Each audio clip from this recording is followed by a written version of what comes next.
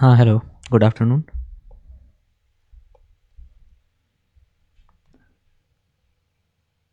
हम्म तो अभी ये एग्ज़ाम्पल हम लास्ट क्लास में करने वाले थे बट टाइम नहीं था इतना, तो इसी से कंटिन्यू करते हैं।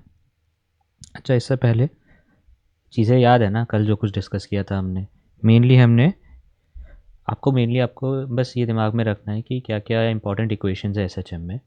X as a function of time क्या आता है, velocity as a function of time क्या आता है, और acceleration as a function of time क्या आता है। ठीक है, एक्सेलरेशन कभी भूल जाओ तो हमेशा याद रखना, अगर एस एच एम है then acceleration is always equal to minus omega square x. ठीक है। हेलो। हाँ, आप कुछ कह रहे हो? अच्छा ठीक है। तो देखो, ये क्वेश्चन है, a body oscillates with S H M according to the equation X is equal to 5 cos 2 pi t plus pi. ये इक्वेशन देख के मैं क्या क्या चीज़ें निकाल सकता हूँ? सबसे पहले तो एम्पलीट्यूड बताओ मेरे को, एम्पलीट्यूड क्या आएगा? एम्पलीट्यूड 5 है, ओमेगा इक्वल टू 2 पाई हो गया। ठीक है, ओमेगा से मैं टाइम पीरियड निकाल सकता हूँ, टाइम पीरियड कितना हो जाएगा?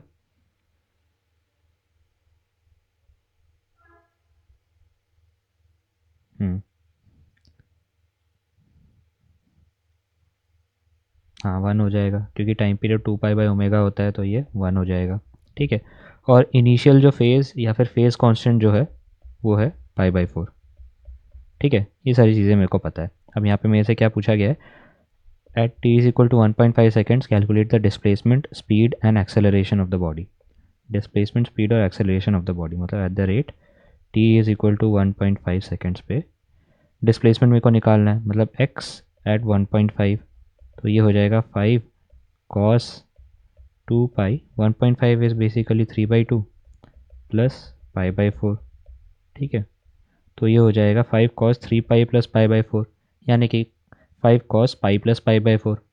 राइट, पाई प्लस पाई/4 की वैल्यू बताओ।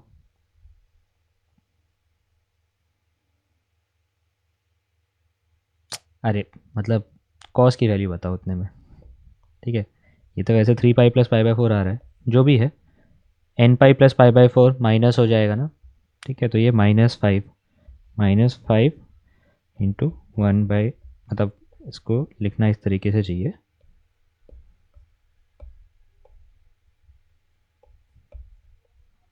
5 टाइम्स -1/√2। ठीक है, फिर वो आप कैलकुलेट कर लोगे बेसिकली। अच्छा, ये वैल्यू भी आप याद रखना, 1/√2 हमेशा 0.707 के बराबर आता है, तो ये -5 इंटू 0.707, ये याद रखना। तो ये जो भी वैल्यू है कैलकुलेट कर लेना। तो ये डिस्प्लेसमेंट ऐसे आ जाएगा।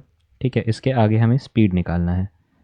तो चलो, ए पार्ट तो हो गया, बी पार्ट में हमें स्पीड निकालना है।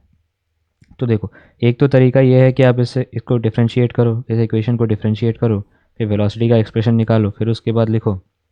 बेटर तरीका ये है कि मैंने जो ये एक ऑल्टरनेट रिलेशन आपको बताया था ना वेलोसिटी का, velocity is equal to omega times square root of a square minus x square, वो भी आप यूज़ कर सकते हो। उससे ज़्यादा डायरेक्टली आंसर आएगा। ऐसे भी कर ही सकते हो, वैसे भी कर सकते हो, दोनों चीज़ें वैलिड है। ठीक है, तो वेलोसिटी अगर मेरे को निकालना है एट 1.5, तो that will be equal to a times, मतलब 5 times square root of, sorry गलत लिख दिया मैंने, omega times square root of a square minus x square. ठीक है, तो ये हो जाएगा ओमेगा टाइम्स एक्स, ये तो चेंज कर रहा है ना टाइम के साथ। ठीक है, तो ओमेगा लिखा कितना था हमने? हाँ, ओमेगा 1 था, नहीं ओमेगा 2 पाई था, तो ये हो जाएगा 2 pi times square root of 5 square minus 5 square. Right, 25 - 25/4, 25 3/4, 3/2 आ जाएगा, √3/2 आ जाएगा, है ना? नहीं सॉरी, ये 2 है, √3/√2 आ जाएगा। जो भी है, ये वैल्यू आप कैलकुलेट कर लेना, इस तरीके से भी आप आंसर निकाल सकते हो। और लास्टली हमसे क्या पूछा गया? एक्सेलरेशन पूछा गया है। तो एक्सेलरेशन तो मेरे को पता है, it is equal to omega minus omega square x. ठीक है, तो ये आ जाएगा कितने के बराबर? -4 pi square into x. X as a function of time कितना है? इस पॉइंट ऑफ टाइम पे ये वाली वैल्यू आप यूज़ कर लोगे। ठीक है, तो ये है -5/√2, तो कितना आ गया,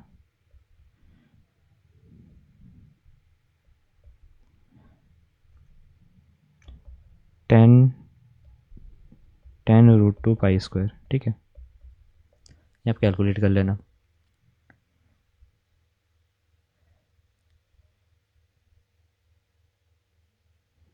ठीक, इसमें कोई डाउट किसी को कैसे करना है ये? अब इसमें आप चाहो तो एक्सप्रेशंस भी यूज़ कर सकते थे। X as a function of time अगर ये है, इसको डिफ्रेंशिएट करोगे तो वेलोसिटी मिल जाएगा। उसको डिफ्रेंशिएट करने की फिर से ज़रूरत नहीं है, क्योंकि एक्सेलरेशन हमें पता है सिंपल हार्मोनिक मोशन में हमेशा -ω² होता है। ठीक है, तो अगर एक्स का एक्सप्रेशन है तो आपके पास एक्सेलरेशन का भी एक्सप्रेशन है। वेलोसिटी का एक्सप्रेशन निकालने के लिए आप एक बार डिफ्रेंशिएट कर दो। ठीक है, डिफ्रेंशिएट कर दो, या आप इतना समझ लो कि हाँ कॉस वाला एक्सप्रेशन है, डिफ्रेंशिएट करके साइन वाला एक्सप्रेशन बन जाएगा। ठीक है, अच्छा, नेक्स्ट है फोर्स लॉ फॉर एसएचएम। मतलब फोर्स का कैसा एक्सप्रेशन आता है वो तो ऑलरेडी हम एक बार देख चुके हैं। ठीक है, इसी चीज़ को मैं दोबारा से लिख देता हूँ। तो एसएचएम में क्या आता है, acceleration as a function of time आता है -ω², X as a function of time के बराबर।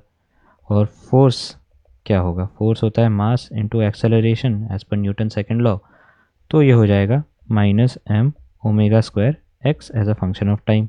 ठीक है, ये जो यहाँ पे ये m⍵² आ रहा है ना, ये एक पॉजिटिव कांस्टेंट है, पॉजिटिव कांस्टेंट है। तो इसी चीज़ को हम के बोल देते हैं, के यानी कि फोर्स कांस्टेंट। तो फिर हमारे पास force as a function of time का एक्सप्रेशन आ जाता है -k(x)(t). ठीक है, जहाँ पे के की वैल्यू है m⍵², या फिर आप यहाँ से ये बोल सकते हो that omega is equal to √k/m। ये स्प्रिंग कांस्टेंट तो नहीं है यहाँ पे, ये फोर्स कांस्टेंट है। ठीक है, लेकिन स्प्रिंग कांस्टेंट भी ऐसा ही आ जाता है। इसका मतलब ये है कि जो स्प्रिंग और मास सिस्टम का जो मोशन होता है वो भी सिंपल हार्मोनिक मोशन है। ठीक है, तो यहाँ पे भी आप साइन से यहाँ से भी आपको ये पता लग रहा है कि ये जो फोर्स का डायरेक्शन एक्सेलरेशन का डायरेक्शन तो चलो हमेशा सेम ही होता है, and force like acceleration is also directed towards the mean position, यानी जिस डायरेक्शन में डिस्प्लेसमेंट के ऑपोजिट डायरेक्शन। मतलब अगर ये मीन पोजीशन है, मीन पोजीशन से बॉडी अगर दूर गई, यहाँ पे गई, ये अगर मीन पोजीशन है, यहाँ से ये पी पे गया, तो यहाँ पे इसका displacement from the mean position का वेक्टर ये होगा। तो फिर फोर्स का वेक्टर ऑपोजिटली डायरेक्टेड होगा, क्योंकि इट इज़ -(x)(t). ठीक है, बस यही बात ध्यान रखनी है। बाकी आप यहाँ से वो जो इनिशियली हमने डिस्कस किया था, क्वालिटेटिवली डिस्कस किया था कि सिंपल हार्मोनिक मोशन में क्या होता है, force is directly proportional to displacement, तो वो तो आ ही रहा है। And direction of force is opposite of direction of displacement, जिसको कि माइनस करके भी दिखा सकता हूँ, opposite of direction of displacement. हाँ, लेकिन यहाँ पे ये ध्यान रखना, displacement is always the displacement from mean position. ठीक है, ना कि कोई इंस्टेंटेनियस डिस्प्लेसमेंट। ठीक, कोई डाउट किसी को इसमें?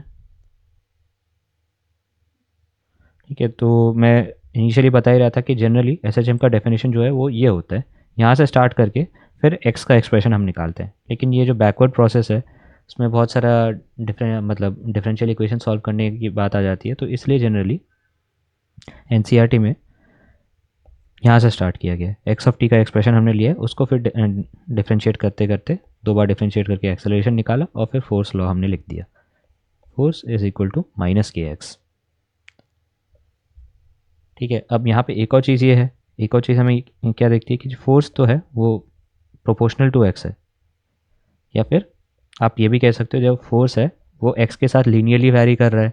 ठीक है, तो फोर्स लीनियरली वैरी कर रहा है एक्स के साथ, इसीलिए हम समटाइम्स जो एसएचएम होता है ना, जो बॉडी एसएचएम कर रही होती है उसको हम एक लीनियर हार्मोनिक ऑसिलेटर भी बोलते हैं। ठीक है, तो इस चीज़ को हम एक लीनियर हार्मोनिक ऑसिलेटर भी बोलते हैं।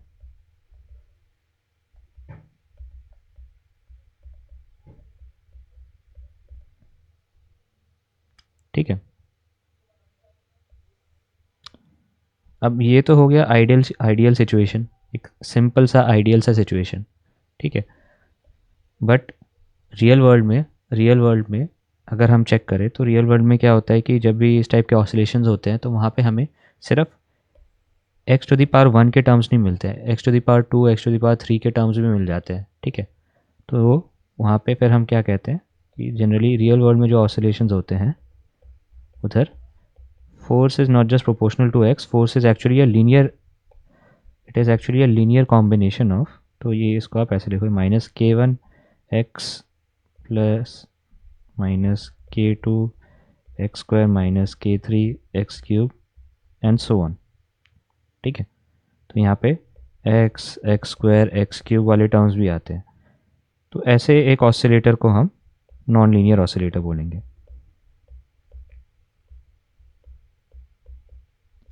बाकी इसको हम इतना डिटेल में देखेंगे नहीं, ये अभी काम की चीज़ है भी नहीं आपके लिए। बस आपको ये पता होना चाहिए कि हाँ, अगर फोर्स सिर्फ x पे लीनियरली डिपेंड कर रहा है तो फिर वो हो जाएगा एक लीनियर हार्मोनिक ऑसिलेटर। बट अगर force higher powers of x पे भी डिपेंड करता है ना, तो वहाँ पे फिर ये एक नॉन लीनियर ऑसिलेटर हो जाता है। ठीक है, अब एग्जांपल देखते हैं। Two identical springs of spring constant k are attached to a block of mass m and to fixed supports as shown in the figure below. Show that when the mass is displaced from its equilibrium position on either side, it executes a simple harmonic motion.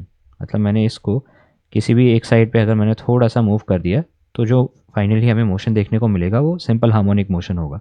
ठीक है, अब कभी भी आपको show करना है कि motion simple harmonic है तो उसके तीन तरीके होते हैं। या तो आप ये दिखा दो कि जो x as a function of time that is equal to a cos of omega t plus phi.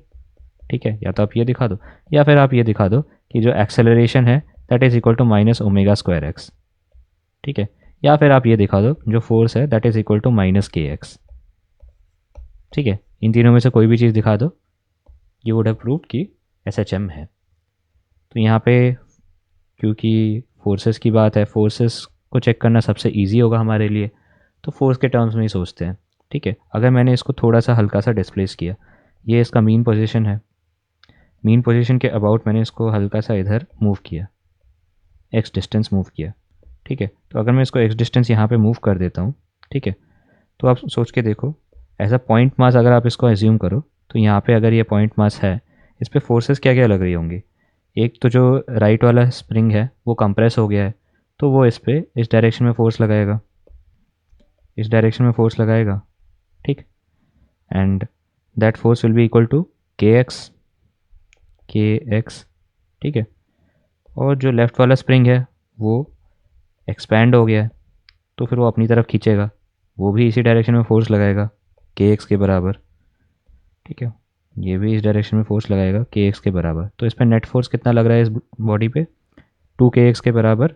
And that force is directed opposite to the displacement from the mean position. Displacement from mean position इस direction में, net force इस direction में है, तो force is oppositely directed to the displacement from mean position. पहली बात ये clear होगी। और दूसरी बात, नेट फोर्स कितना आ रहा है, F net comes out to be equal to minus के एक्स यानी कि -2kx। ठीक है, यहाँ से ये तो क्लियर है ही कि f is directly proportional to x, and दूसरा ये भी है कि f का जो डायरेक्शन है इज़ ऑपोजिट टू x। तो इसका मतलब सिंपल हार्मोनिक मोशन है। ये दो चीज़ें ये इम्प्लाई करती है कि SHM हो रहा है, SHM हो रहा है। ठीक है, अब यहाँ पे अगर फर्दर आपसे ये पूछा जाए कि पूछा भी गया है शायद यहाँ पे, हाँ, आपको पीरियड ऑफ द ऑसिलेशंस निकालना है, तो टाइम पीरियड के लिए हम क्या करते हैं, फिर से यहाँ पे जाके देखो मैंने फॉर्मूले में क्या क्या बताया आपको। f directly proportional to x होता है, तो f और x का जो रेशियो होता है उससे मेरे को k मिलता है, and k is equal to m times omega square, और omega is equal to square root of k by m। ठीक है, यहाँ पे अगर मैं ओमेगा निकालूँ, omega is equal to square root of k, क्या होता है, k होता है फोर्स और डिस्प्लेसमेंट का रेशियो एक तरीके से, तो वो तो 2k आएगा यहाँ पे, तो ये हो जाएगा 2k डिवाइडेड बाई m। ये हो गया ओमेगा। पीरियड कैसे निकालोगे, 2 पाई बाई ओमेगा, तो वो हो जाएगा 2 pi square root of m by 2k। ठीक, तो इसको वैसे भी लिख सकते, मतलब ठीक है, इसको ऐसे ही छोड़ दो, ऐसे ही रख सकते हो, टाइम पीरियड जैसे ही कैसे हम निकाल लेंगे। कौन सा पार्ट नहीं समझ आया, ओमेगा वाला पार्ट या टाइम पीरियड? हाँ,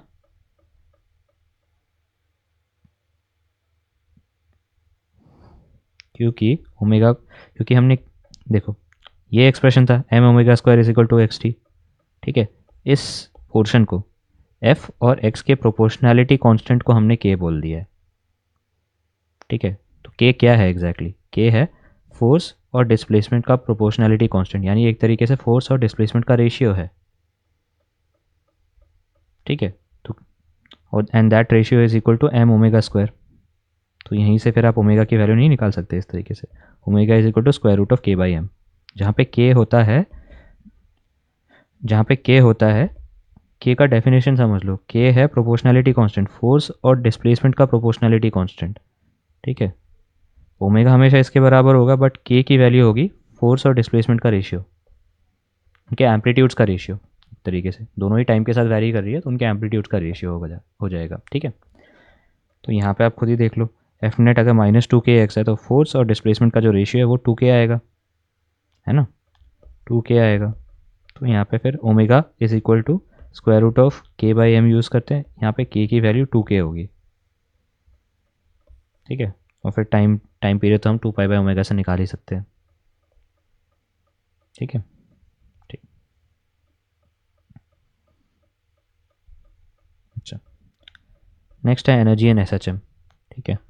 तो किसी भी बॉडी को अगर मीन पोजीशन से मैंने एक्स डिस्टेंस डिस्प्लेस कर दिया है, ठीक है, तो हो सकता है उसमें वेलोसिटी कुछ आ जाए, कुछ भी वेलोसिटी हो सकती है, velocity as a function of time हम लिखते हैं ना, तो सारी चीज़ें मैं दोबारा लिख देता हूँ। X as a function of time क्या होता है, A sine sorry A cos of omega T plus phi, V as a function of time होता है minus A omega sine of omega T plus phi, and acceleration as a function of time, ठीक है। वैसे acceleration की हमें यहाँ ज़रूरत नहीं पड़ेगी तो इसको वैसे ही रख सकते हैं, ठीक है। एक्स ऑफ टी पता है, वी ऑफ टी पता है।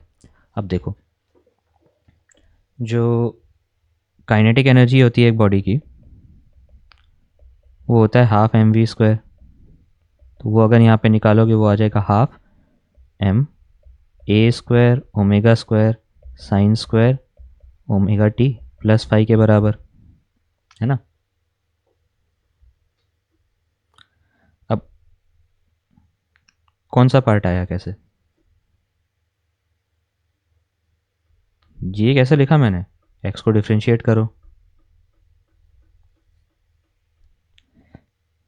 ठीक है। अब देखो m और ओमेगा स्क्वायर है, इनको मैं कंबाइन करके k लिख सकता हूँ, तो ये हो जाएगा half k A square sine square omega T plus five, ठीक है। अब देखो पोटेंशियल एनर्जी कैसे निकाले हम, यहाँ पे पोटेंशियल एनर्जी हम कैसे निकाले, तो इसका एक तरीके का हम डेरिवेशन ऑलरेडी कर चुके हैं जब हम स्प्रिंग मास सिस्टम का डिस्कशन कर रहे थे वर्क पावर एनर्जी में। सेम चीज़ हम यहाँ पे भी देख सकते हैं, ठीक है। यहाँ पे आप देखो जो बॉडी हमेशा एसएचएम में बॉडी पे फोर्स कैसा लग रहा होता है, जो फोर्स है as a function of time that is equal to minus के X as a function of time, ठीक है। या फिर वो माइनस के एक्स बोल सकते हैं उसको, ठीक है। तो ये एक तरीके से एक वेरिएबल फोर्स है, एक्स के साथ चेंज हो रहा है, डिस्प्लेसमेंट के साथ फोर्स चेंज हो रहा है, तो work done by the force क्या होगा, निकालने का तरीका बहुत ईजी है, इंटीग्रेट करते हैं एफ डी एक्स निकालते हैं, ठीक है। तो work done by the force will be equal to integral k x d x करके इस तरीके से हम निकालते हैं, ठीक है। माइनस साइन तो रहेगा ही, चलो, तो ये हो जाएगा माइनस के x square by two, zero से एक्स अगर मैंने इसको मूव किया है तो, ठीक है। तो ये तो हम ऑलरेडी बहुत बार कर चुके हैं, तो इसको मैं पूरा डिटेल में डिस्कस नहीं कर रहा हूँ, डायरेक्ट मैंने लिख दिया इसको। Now work done by force is negative of change in potential energy, ठीक है। तो ये हो जाएगा negative of change in potential energy, मतलब potential energy at X minus potential energy at zero.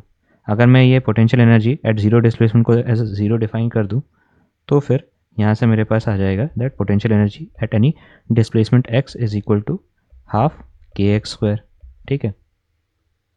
एकदम डिट्टो जो स्प्रिंग फोर्स के लिए एक्सप्रेशन आया था वैसा ही आएगा, ठीक है। तो potential energy as a function of X is equal to half के एक्स स्क्वायर। एक्स मेरे को पता है कि it is equal to A cos of omega T plus five, तो ये आ जाएगा इक्वल टू हाफ के ए square cos square omega T plus five. ठीक है, तो सारी चीज़ें दोबारा से लिख देता हूँ। Kinetic energy this is equal to kinetic energy this is equal to half के ए square sine square omega T plus five. ठीक है, and potential energy is equal to half के ए square cos square omega T plus five.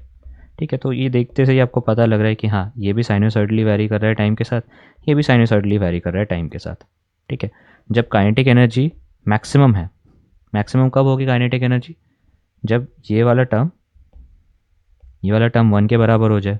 ठीक है, अगर sine omega T plus five 1 है, sine square 1 तभी होगा जब साइन 1 हो या -1 हो जो भी है, बट उन दोनों केसेस में कॉस की वैल्यू 0 हो जाती है, राइट।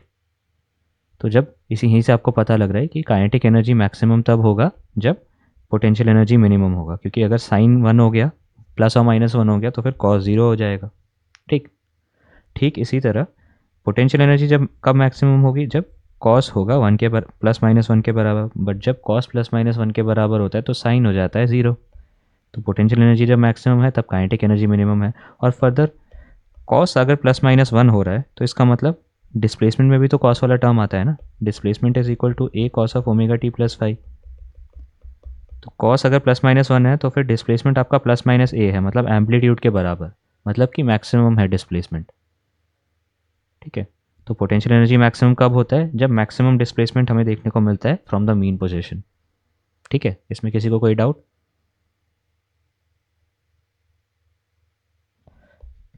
ठीक है, तो डिस्प्लेसमेंट जब मैक्सिमम तब potential energy maximum, kinetic energy minimum equal to 0। ठीक है, एंड काइनेटिक एनर्जी जब मैक्सिमम तो potential energy minimum equal to 0 and displacement भी आपका 0 हो जाएगा, राइट। साइन जब 1 हो रहा है +-1 हो रहा है तो कॉस 0 हो जा रहा है, तो तब डिस्प्लेसमेंट भी 0। ठीक है, तो ये कुछ इंपॉर्टेंट बात है कि जब when x is equal to +or-a तो e u maximum e k minimum, and when x is equal to 0 तो kinetic energy maximum potential energy minimum. ठीक है, और हर केस में ये जो मिनिमम वैल्यू है दैट इज इक्वल टू 0, और जो मैक्सिमम वैल्यू है वो भी एक्चुअली फिक्स्ड है। जो मैक्सिमम वैल्यू है ये होगा हाफ के ए स्क्वायर के बराबर, एक और चीज़ यहाँ पे देखने वाली बात यह है कि टोटल मैकेनिकल एनर्जी को हम कैसे डिफाइन करते हैं? It is the sum of potential and kinetic energies. इन दोनों चीज़ों को अगर आप ऐड कर देते हो तो क्या होगा? दूसरे पेज में मैं करता हूँ, तो आपका जो काइनेटिक एनर्जी है that is equal to half के ए square sine square omega T plus five, and kinetic potential energy is half के ए square cos square omega T plus five. तो फिर काइनेटिक एनर्जी और पोटेंशियल एनर्जी को अगर आप add करते हो तो वो हो जाएगा हाफ के ए square common on the sine square plus cos square, 1 हो जाएगा। तो ये हाफ के ए स्क्वायर आ जा रहा है, यानी ये इंडिपेंडेंट ऑफ टाइम है, ये हमेशा कांस्टेंट रहेगा। और ये चीज़ तो आपका टोटल मैकेनिकल एनर्जी होता है। This is the total mechanical energy. तो इस चीज़ से हमें क्या पता लग रही है? इस एनालिसिस से हमें ये पता लग रहा है कि एसएचएम में टोटल मैकेनिकल एनर्जी कंजर्व रहता है। ठीक है, बस वो बाउंस बैक करता रहता है काइनेटिक और पोटेंशियल एनर्जी के बीच में। जब डिस्प्लेसमेंट मैक्सिमम तो सारा का सारा mechanical energy in the form of potential energy रहता है। जब डिस्प्लेसमेंट मिनिमम तब सारा का सारा मैकेनिकल एनर्जी रहेगा in the form of kinetic energy.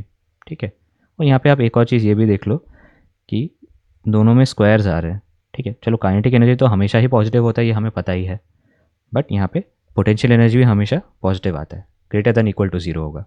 ठीक है,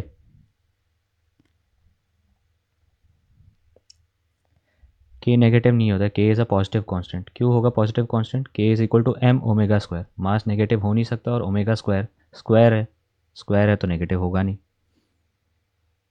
ठीक है, अच्छा ठीक है, मैंने इतना कुछ कर दिया, लेकिन आप में से किसी ने पूछा नहीं कि हम ऐसा कैसे कह सकते हैं कि जो ये वर्क डन, जो मैंने यहाँ पे ये लिखा है, ये जो चीज़ मैंने पूरा किया है, वर्क डन बाय फोर्स मैंने निकाल लिया, चलो ठीक है निकाल लिया, इसको मैंने negative of change in potential energy कैसे बोल दिया? मेरे को कैसे पता ये कंजर्वेटिव फोर्स है? क्या ये कंजर्वेटिव फोर्स है?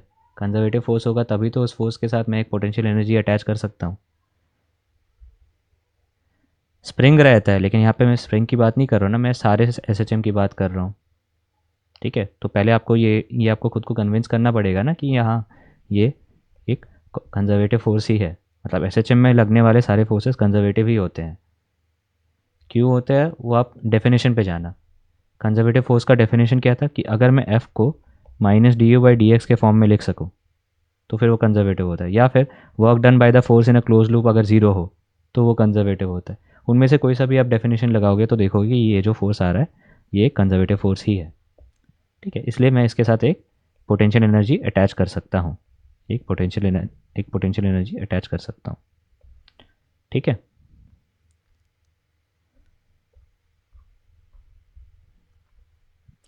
ठीक है, देखो, अच्छा हाँ, एक बार ग्राफ्स भी डिस्कस कर लेते हैं इसके। तो तीनों का ग्राफ देखते हैं। पहली बात तो का देखते हैं, सारे के सारे ग्राफ पॉजिटिव आएंगे, नेगेटिव हो नहीं सकते हैं। ठीक है, तो kinetic energy as a function of time अगर मैं देखूं तो काइनेटिक एनर्जी का एक्सप्रेशन है हाफ के square sine square omega T plus five. तो if that is the case तो time T is equal to zero. अच्छा, अगर फेज डिफरेंस जीरो होगा तो फिर ये साइन स्क्वायर ओमेगा टी हो जाएगा। ठीक है, तो यहाँ पे मैं चीज़ों को सिंप्लीफाई करने के लिए इनिशियल फेज़ को मैं ज़ीरो मान के चल रहा हूँ। ठीक है, इनिशियल फेज़ ज़ीरो के लिए ग्राफ अगर मैं देखूँ energy as a function of time, तो बेसिकली ये एक साइन कर्व है, हाफ के square sine square omega T plus five. और यहाँ पे एक और चीज़ आप देख लो, अगर अगर साइन का पीरियड टी होता है तो साइन स्क्वायर का पीरियड हमेशा टी बाई टू होता है। ठीक है, क्यों होता है ये थोड़ा बहुत आप ट्रिग्नोमेट्री लगा के भी देख सकते हो। ठीक है, मैं अभी इसके प्रूफ में जा नहीं रहा हूँ, किसी को अगर डाउट हो तो नेक्स्ट क्लास में आप पूछ लेना। ठीक है, या फिर क्लास के एंड में आप पूछ लेना। तो साइन का पीरियड अगर टी है, साइन का अगर पीरियड टी है तो कॉस का भी पीरियड टी होगा। कॉस का पीरियड टी है, इसका मतलब डिस्प्लेसमेंट का जो पीरियड अगर टी है तो फिर जो एनर्जीज़ का पीरियड है ना, यहाँ पे काइनेटिक एनर्जी लो या पोटेंशियल एनर्जी लो, दोनों का पीरियड टी बाई टू आएगा, दोनों का पीरियड टी बाई टू आएगा। इसका मतलब वेरिएशन कुछ इस तरह से हो रहा है। अभी मैं काइनेटिक एनर्जी का अगर मैं बनाऊँ तो वो इस तरीके से स्टार्ट होगा।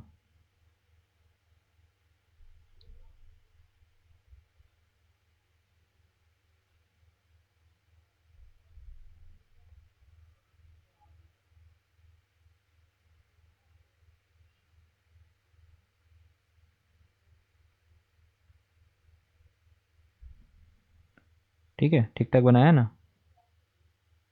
पता नहीं कुछ गड़बड़ लग रहा है।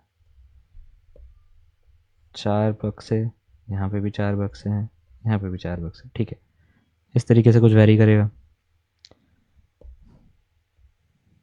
ये काइनेटिक एनर्जी का हो गया। ठीक है, पोटेंशियल एनर्जी का अगर मैं बनाऊँ तो पोटेंशियल एनर्जी का ऐसा बनेगा।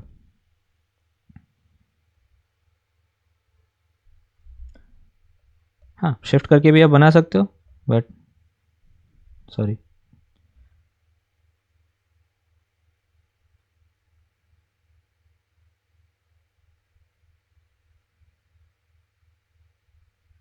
और अब की बार दोनों के एम्पलीट्यूड्स बराबर होंगे।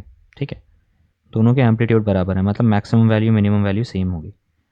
वो मैक्सिमम वैल्यू कितना है? हाफ के स्क्वायर के बराबर, जो कि है आपका टोटल एनर्जी। तो यहाँ पे टोटल मैकेनिकल एनर्जी की अगर मैं बात करूँ वो कांस्टेंट आएगा, ये है total mechanical energy.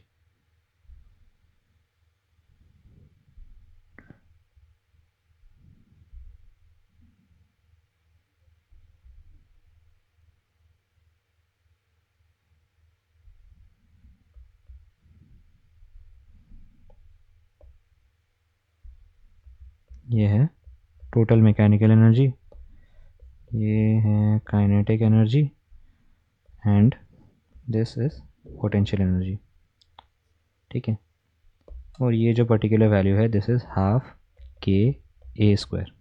Further time period क्या होता है, एक पूरा साइकिल कंप्लीट होने में जितना टाइम लगता है, तो यहाँ पे आप देखो काइनेटिक एनर्जी का एक साइकिल कंप्लीट होने में कितना टाइम लग रहा है।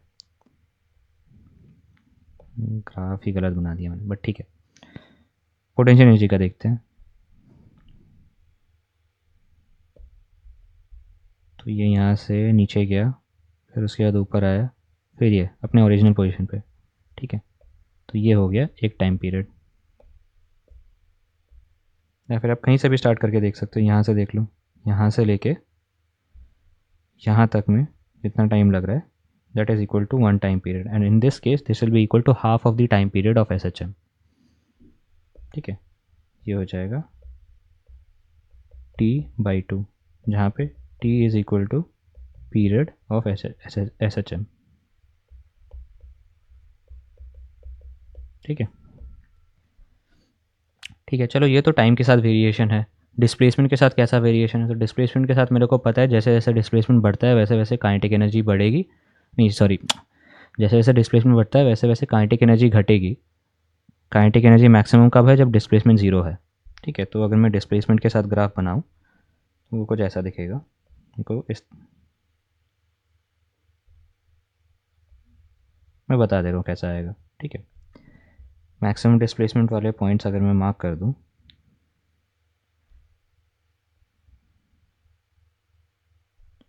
ठीक है, तो एक्स एक्सेस पे मैं डिस्प्लेसमेंट मार्क कर रहा हूँ और वाई एक्सेस पे एनर्जी का वैल्यू।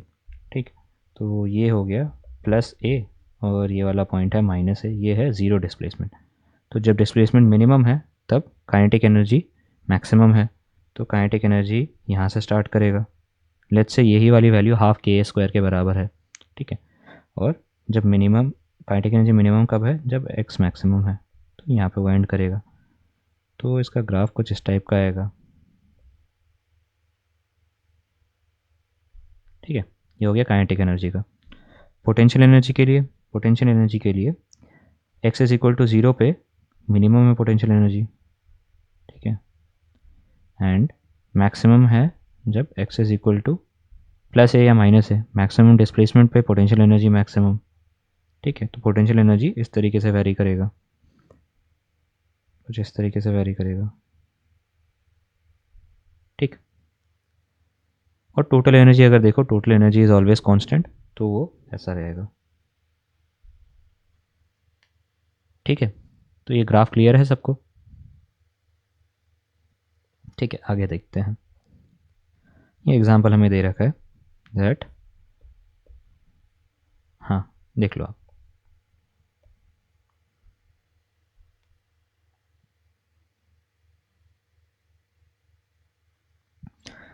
ठीक है, एग्जाम्पल देखते हैं। A block whose mass is 1 kg is fasten to a spring. Block को हमने एक स्प्रिंग से लगा रखा है। The spring has a spring constant of 50 newton per metre. F is equal to K X लिखेंगे, तो ये जो के की वैल्यू है that is 50। The block is pulled to a distance of X is equal to 10 centimetre. 10 centimetre तक ले गए, तो फिर जैसे ही मैं इसे छोड़ूंगा, ठीक है ऐसा है, इसको मैंने 10 सेंटीमीटर और खींच दिया। जैसे ही मैं छोड़ूंगा तो ये एस करने लगेगा, करने लगेगा विथ एम्पलीट्यूड ऑफ 10 सेंटीमीटर्स। ठीक है, t is equal to zero पे हमने 10 से छोड़ा है, मतलब t is equal to zero पे मैक्सिमम है एम्पलीट्यूड, तो फिर मैं एक्स ऑफ टी को 10 cos of omega T plus 5 लिख सकता हूँ, जहाँ पे 5 will be equal to zero. क्यों, क्योंकि t is equal to zero पे मैक्सिमम डिस्प्लेसमेंट है। ठीक है, मतलब इसको देख के डायरेक्टली अगर आपको x as a function of time लिखना है, वैसे इसके लिए ज़रूरत नहीं है, इस क्वेश्चन के लिए ज़रूरत नहीं है, बट अगर आपको क्वेश्चन में लिखना है तो वो उसको आप इस तरीके से लिख सकते हो। In general X as a function of time को A cos of omega T plus 5 लिखते हैं। यहाँ पे मेरे को पता है A is equal to 10 centimetres. ठीक है, and T is equal to zero पे X of zero is equal to 10, यानी कि 10 cos of phi, omega T तो ज़ीरो हो जाएगा ना time T is equal to zero पर, दिस इज इक्वल टू 10, ये दोनों कट गए, तो इसका मतलब cos phi is equal to 1, cos phi is equal to 1 का मतलब फाई इज इक्वल टू 0, ठीक है। तो फिर देयरफॉर मेरा जो x as a function of time वो जो फंक्शन है वो आ जाएगा 10, जनरली यहाँ पे यूनिट्स लिख देते हैं क्योंकि ताकि आगे कन्फ्यूजन ना हो, तो 10 centimetres cos of omega T plus phi. अब ये जो ओमेगा है, ओमेगा के लिए आपको थोड़ा देखना पड़ेगा, फोर्स कांस्टेंट हमें दे रखा है, मास भी हमें दे रखा है, तो ओमेगा को मैं लिख सकता हूँ स्क्वायर रूट ऑफ के बाई एम फॉर्मूले से, it is equal to 50 divided by 1, तो स्क्वायर रूट ऑफ 50 के बराबर है, ठीक है। Square root of 50 is basically कितना 100/2, ठीक है। तो ये हो जाएगा, इसको मैं ऐसे लिख सकता हूँ 100/2, तो ये हो जाएगा 10 इंटू 1/√2, 1/√2 मैंने आपको बताया 0.707, तो ये हो जाएगा 7.07। यूनिट्स क्या आएंगे यहाँ पे, ओमेगा के यूनिट्स क्या होते हैं, कोई बता सकता है मेरे को, ठीक है। ये हो जाएगा रेडियन पर सेकेंड में, तो मैंने ओमेगा भी निकाल दिया, तो फिर मेरे पास पूरा डिस्क्रिप्शन आ गया मोशन का, ये पूरा इक्वेशन मेरे को पता लग गया। अब यहाँ पे पूछा क्या जा रहा है, पूछा ये जा रहा है कि calculate the kinetic potential and total energies of the block when it is 5 centimetres away from the mean position, ठीक है। जब वो 5 सेंटीमीटर की दूरी पे है, 5 सेंटीमीटर की दूरी पे है, टाइम मेरे को दिया नहीं है लेकिन मैं वो निकाल सकता हूँ इस इक्वेशन से, ठीक है। तो x of t is equal to 5, इसका मतलब 10 cos of omega t is equal to 5, यानी कि cos of omega t is equal to, गलत लिख दिया, दिस इज इक्वल टू 1/2, 1/2 यानी कि this cos of omega T अगर ये है, अच्छा वैसे मेरे को टी निकालने की ज़रूरत है क्या, मेरे को काइनेटिक एनर्जी चाहिए, पोटेंशियल एनर्जी चाहिए, पोटेंशियल एनर्जी के लिए तो मैं directly cos of omega T की वैल्यू यूज़ कर सकता हूँ, ठीक है।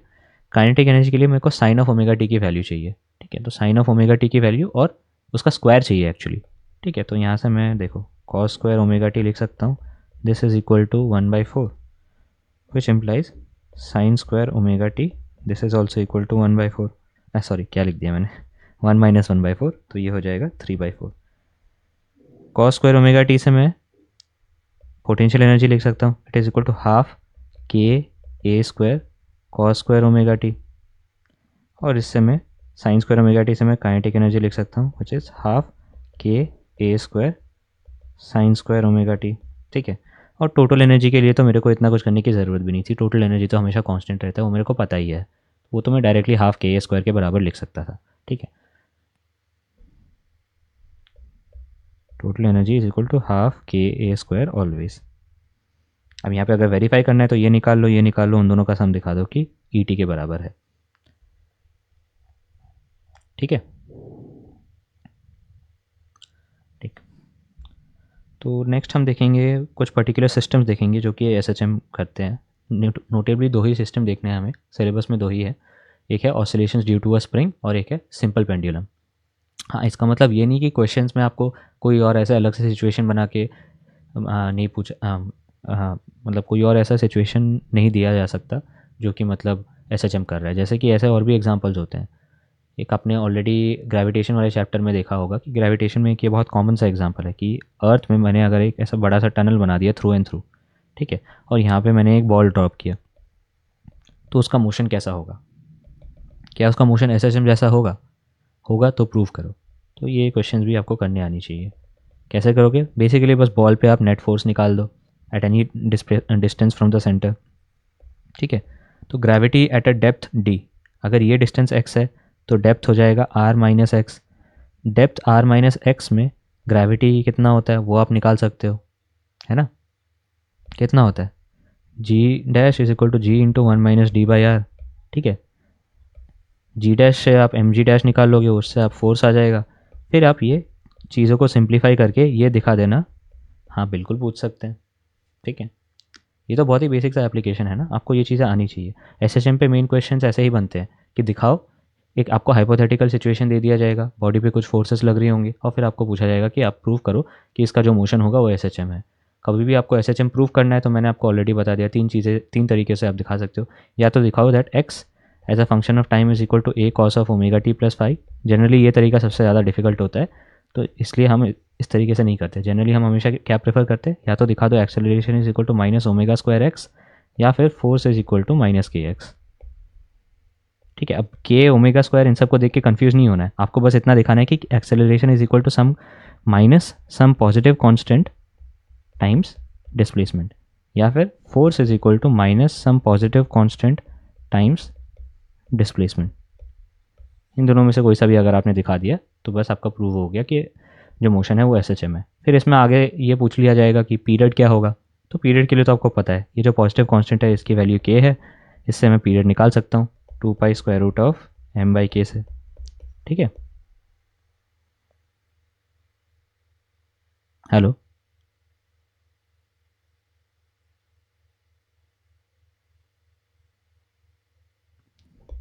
ठीक है।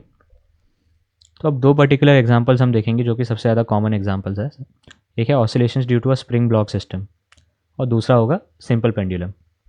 ठीक है, तो वैसे नेचर में प्योर SHM के एग्जांपल्स हमें कभी देखने को नहीं मिलते हैं। ठीक है, बट हमें ऐसे सिस्टम ज़रूर देखने को मिलते हैं जो कि अप्रॉक्सीमेटली SHM परफॉर्म करे गिवन सर्टेन कंडीशंस। ठीक है, जैसे कि ऑसिलेशंस इन अ स्प्रिंग कब होगा SHM, उसके लिए हमें पहली बात तो ये चाहिए कि जो जिस सरफेस पे मोशन हो रहा हो वो कम्प्लीटली फ्रिक्शनलेस हो, और दूसरी बात डिस्प्लेसमेंट हो उसका जो डिस्प्लेसमेंट हो from the mean position that should be much less compare to the length of the spring.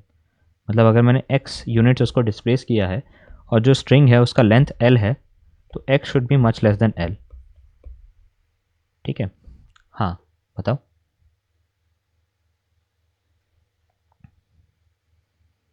SHM के जो बेसिक लॉज है ना, तीन ही तो चीज़ें मैंने आपको बताई है। एक्स ऑफ टी वाला फॉर्मूला, दूसरा है acceleration is equal to minus omega square x, और तीसरा है f is equal to minus के एक्स। ठीक है, अच्छा, तो पहले हम स्टार्ट करेंगे with oscillation due to a spring.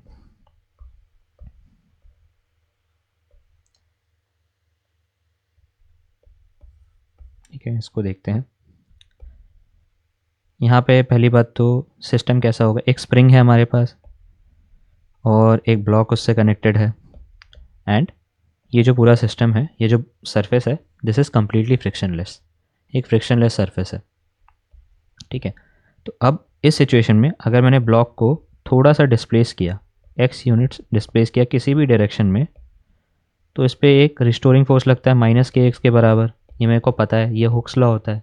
ठीक है, बट हुक्स लॉ में एक ये भी चीज़ है कि जो आपने डिस्प्लेसमेंट किया है, ठीक है, तो हुक्स लॉ क्या बताता है, that f is equal to minus के एक्स। अगर मैंने इसको लेट्स से अपने मीन पोजीशन से, इक्विलिब्रियम वाले पोजीशन से मैंने इसको x यूनिट्स किसी भी डायरेक्शन में डिस्प्लेस कर दिया, ठीक है, इतना डिस्प्लेस किया है, a यूनिट्स इस डायरेक्शन में डिस्प्लेस कर दिया, सॉरी,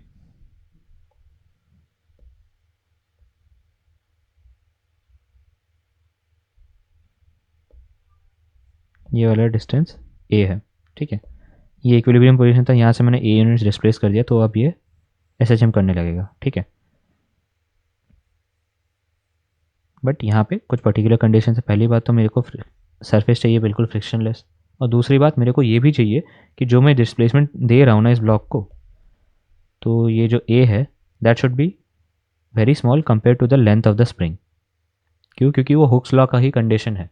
हुक्स लॉ हमें बताता है कि f is equal to minus के एक्स, लेकिन ये तभी होता है when x is less than l, where l is the length of the spring, length of spring. जब ये चीज़ वैलिड हो तभी ये लॉ वैलिड होता है। ठीक है, तो ये दो कंडीशन मेरे को चाहिए, फ्रिक्शनलेस सरफेस, और जो मैंने इसको ब्लॉक को जितना डिस्प्लेस किया that should be much less than L. ठीक है, तो अगर मैंने ऐसा किया तो फिर डायरेक्टली मैं ये इक्वेशन यूज़ कर सकता हूँ, f is equal to minus के एक्स, और एफ इज इक्वल टू अगर माइनस के एक्स है तो यहाँ से तो मैं सारी चीज़ें डिराइव कर लूँगा। यहाँ से मैं ओमेगा लिख दूंगा, omega is equal to square root of के बाई एम, और टाइम पीरियड भी लिख दूंगा 2 pi square root of m by k. ठीक है, इसमें ऐसा कोई बहुत ज़्यादा दिमाग लगाने वाली चीज़ नहीं है।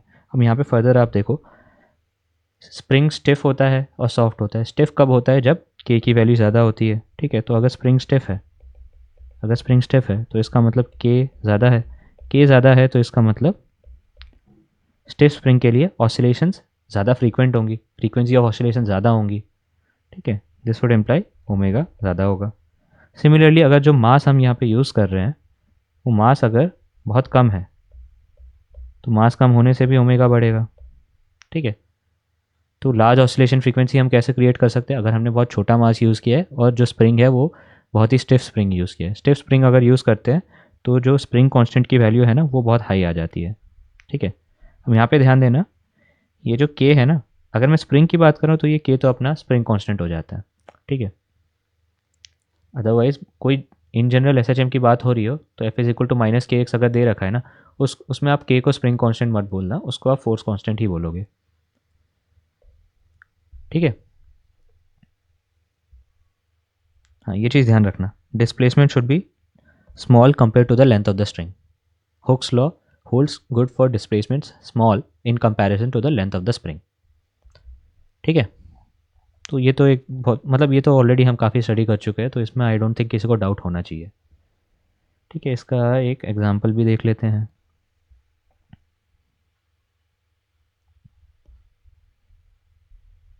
A 5 kg collar is attached to a spring of spring constant 500 newtons per meter. It slides without friction over a horizontal rod. The collar is displaced from its equilibrium position by 10 centimeters and released. Calculate the period of oscillation, maximum speed and maximum acceleration. तीन चीज़ें हमें निकालनी है, ठीक है। तो कैसे करेंगे, मास हमें दे रखा है, स्प्रिंग, हाँ ठीक है, मास हमें दे रखा है और स्प्रिंग कांस्टेंट भी हमें दे रखा है, तो फिर इससे मैं ओमेगा निकाल लूँगा with the formula square root of के बाई एम से, ठीक है। अब कॉलर को मैंने डिस्प्लेस किया from equilibrium position by 10 centimetres, तो यहाँ से मेरे पास ए की भी वैल्यू है, this is equal to 10 centimetres, ठीक है। तो अब मैं पूरा इक्वेशन ही लिख दूंगा, x of t as a function of time भी मैं लिख सकता हूँ चाहूँ तो, v as a function of time भी मैं लिख सकता हूँ, acceleration as a function of time भी मैं लिख सकता हूँ, ठीक है। वी अगर मैं लिखूँ as a function of time, v का एक्सप्रेशन क्या आता है, minus A omega sine of omega T plus phi के बराबर, ठीक है। अब मेरे को मैक्सिमम स्पीड चाहिए, तो मैक्सिमम स्पीड यानी कि ए ओमेगा, ठीक है। V max will be equal to a omega, ठीक है। ये मैं निकाल लूँगा, अगर मैंने यहाँ पे ओमेगा कैलकुलेट कर लिया है वो यहाँ पे यूज़ करके मैं वी मैक्सिमम निकाल सकता हूँ। और मैक्सिमम एक्सेलरेशन पूछा गया, तो एक्सेलरेशन का एक्सप्रेशन क्या होता है, it is equal to minus A omega, ठीक है। ये अगर सपोज भूल जाते हो तो इसको अब ये याद रखना, it is minus omega square x as a function of time. Acceleration maximum क्या होगा, it is equal to omega square into x maximum, और एक्स मैक्सिमम तो एम्पलीट्यूड होता है, तो ये हो जाएगा ओमेगा स्क्वायर ए मेरे को पता है, ओमेगा भी मैं निकाल लूँगा स्क्वायर रूट ऑफ के बाई एम फॉर्मूले से, तो ये भी सॉल्व हो जाएगा, ठीक है। कोई डाउट किसी को?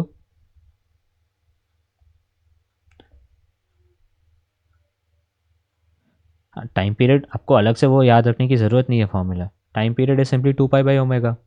ओमेगा अगर आपको पता है तो टाइम पीरियड भी आप निकाल लोगे, है ना। टाइम पीरियड टी तो 2 पाई बाई ओमेगा के बराबर होता है, ठीक है, इससे ये आ जाएगा, ठीक है। नेक्स्ट इंपॉर्टेंट एग्जांपल है सिंपल पेंडुलम का, ठीक है। तो सिंपल पेंडुलम में पहली बात तो ये देखो, जब मैं पेंडुलम को यहाँ छोड़ देता हूँ, इसमें सबसे पहली चीज़, जब अगर आप एसएचएम के लिए चेक कर रहे हो तो आपको पहले ये देखना है कि मीन पोजीशन क्या है।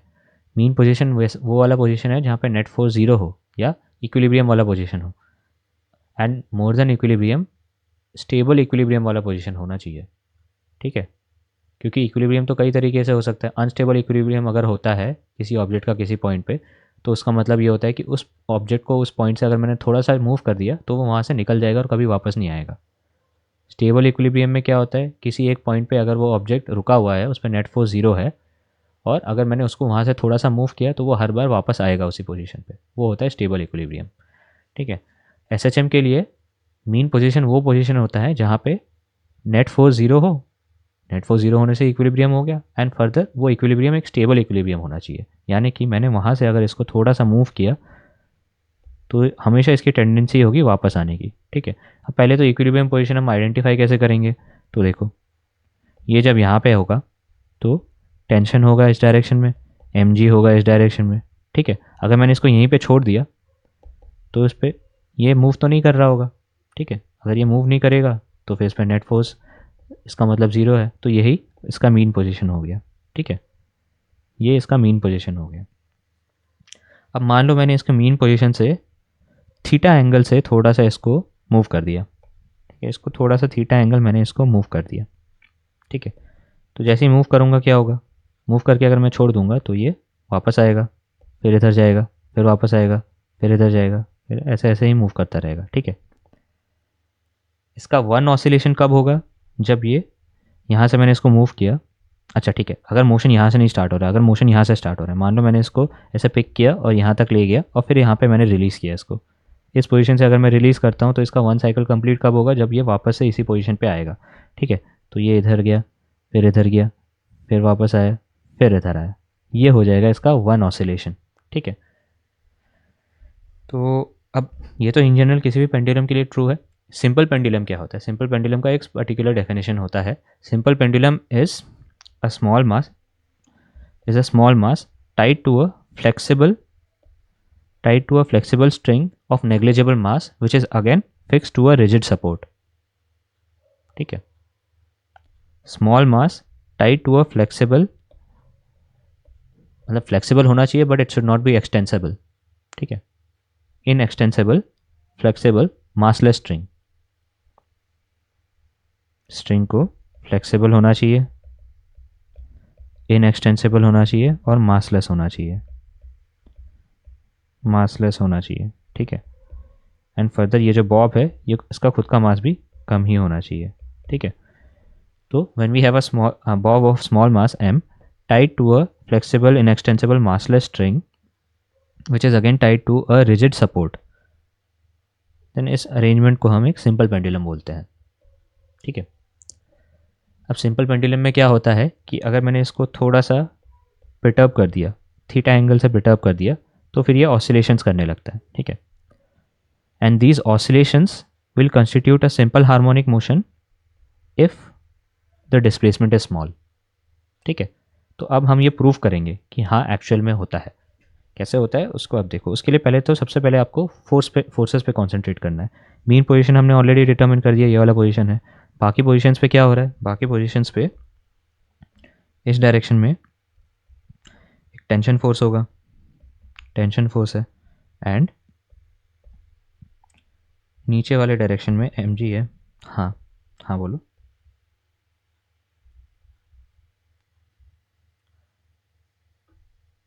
यहाँ पे डिस्प्लेसमेंट मैंने डिफाइन ही थीटा को किया है, ठीक है। बट अगर आप चाहो देखो, इस चैप्टर के स्टार्टिंग में मैंने आपको क्या बताया था कि displacement for oscillations and waves का मतलब है कोई भी क्वांटिटी जो टाइम के साथ चेंज हो रही है, ठीक है। अलग अलग कॉन्टेक्स्ट में डिस्प्लेसमेंट का मतलब अलग होगा। आगे हम साउंड वेव्स की बात करेंगे तो वहाँ पे डिस्प्लेसमेंट मतलब प्रेशर हो जाएगा, ठीक है। यहाँ पे सिंपल पेंडुलम के केस में मैं ये दिखाऊंगा कि ये जो एंगुलर डिस्प्लेसमेंट है that will be varying simple harmonically, ठीक है। तो यहाँ मेरा डिस्प्लेसमेंट एंगुलर डिस्प्लेसमेंट थीटा है, ठीक है। एंगुलर डिस्प्लेसमेंट की जगह मतलब मैं इसको भी डिफाइन कर सकता हूँ, ये distance from the mean position, ये भी मैं यूज़ कर सकता हूँ। Distance travelled from the mean position, not just displacement, distance travelled from the mean position, ये भी यूज़ करके मैं कर सकता हूँ। उसका चलो वो मैं क्लास के बाद आपको बता दूंगा अगर आपको इंटरेस्ट हो तो। बट यहाँ पे एज़ पर एनसीईआरटी हम एंगुलर डिस्प्लेसमेंट को as my displacement variable treat करूँगा, एंड उसके लिए मैं ये चीज़ प्रूव करूँगा कि ये SHM परफॉर्म कर रहा है, ठीक है। तो हम कहाँ पे थे, हम फोर्सेस देख रहे थे।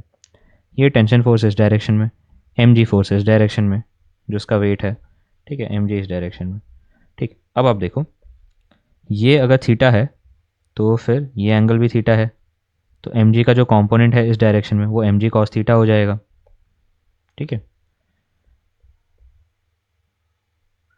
तो ये हो जाएगा mg cos थीटा,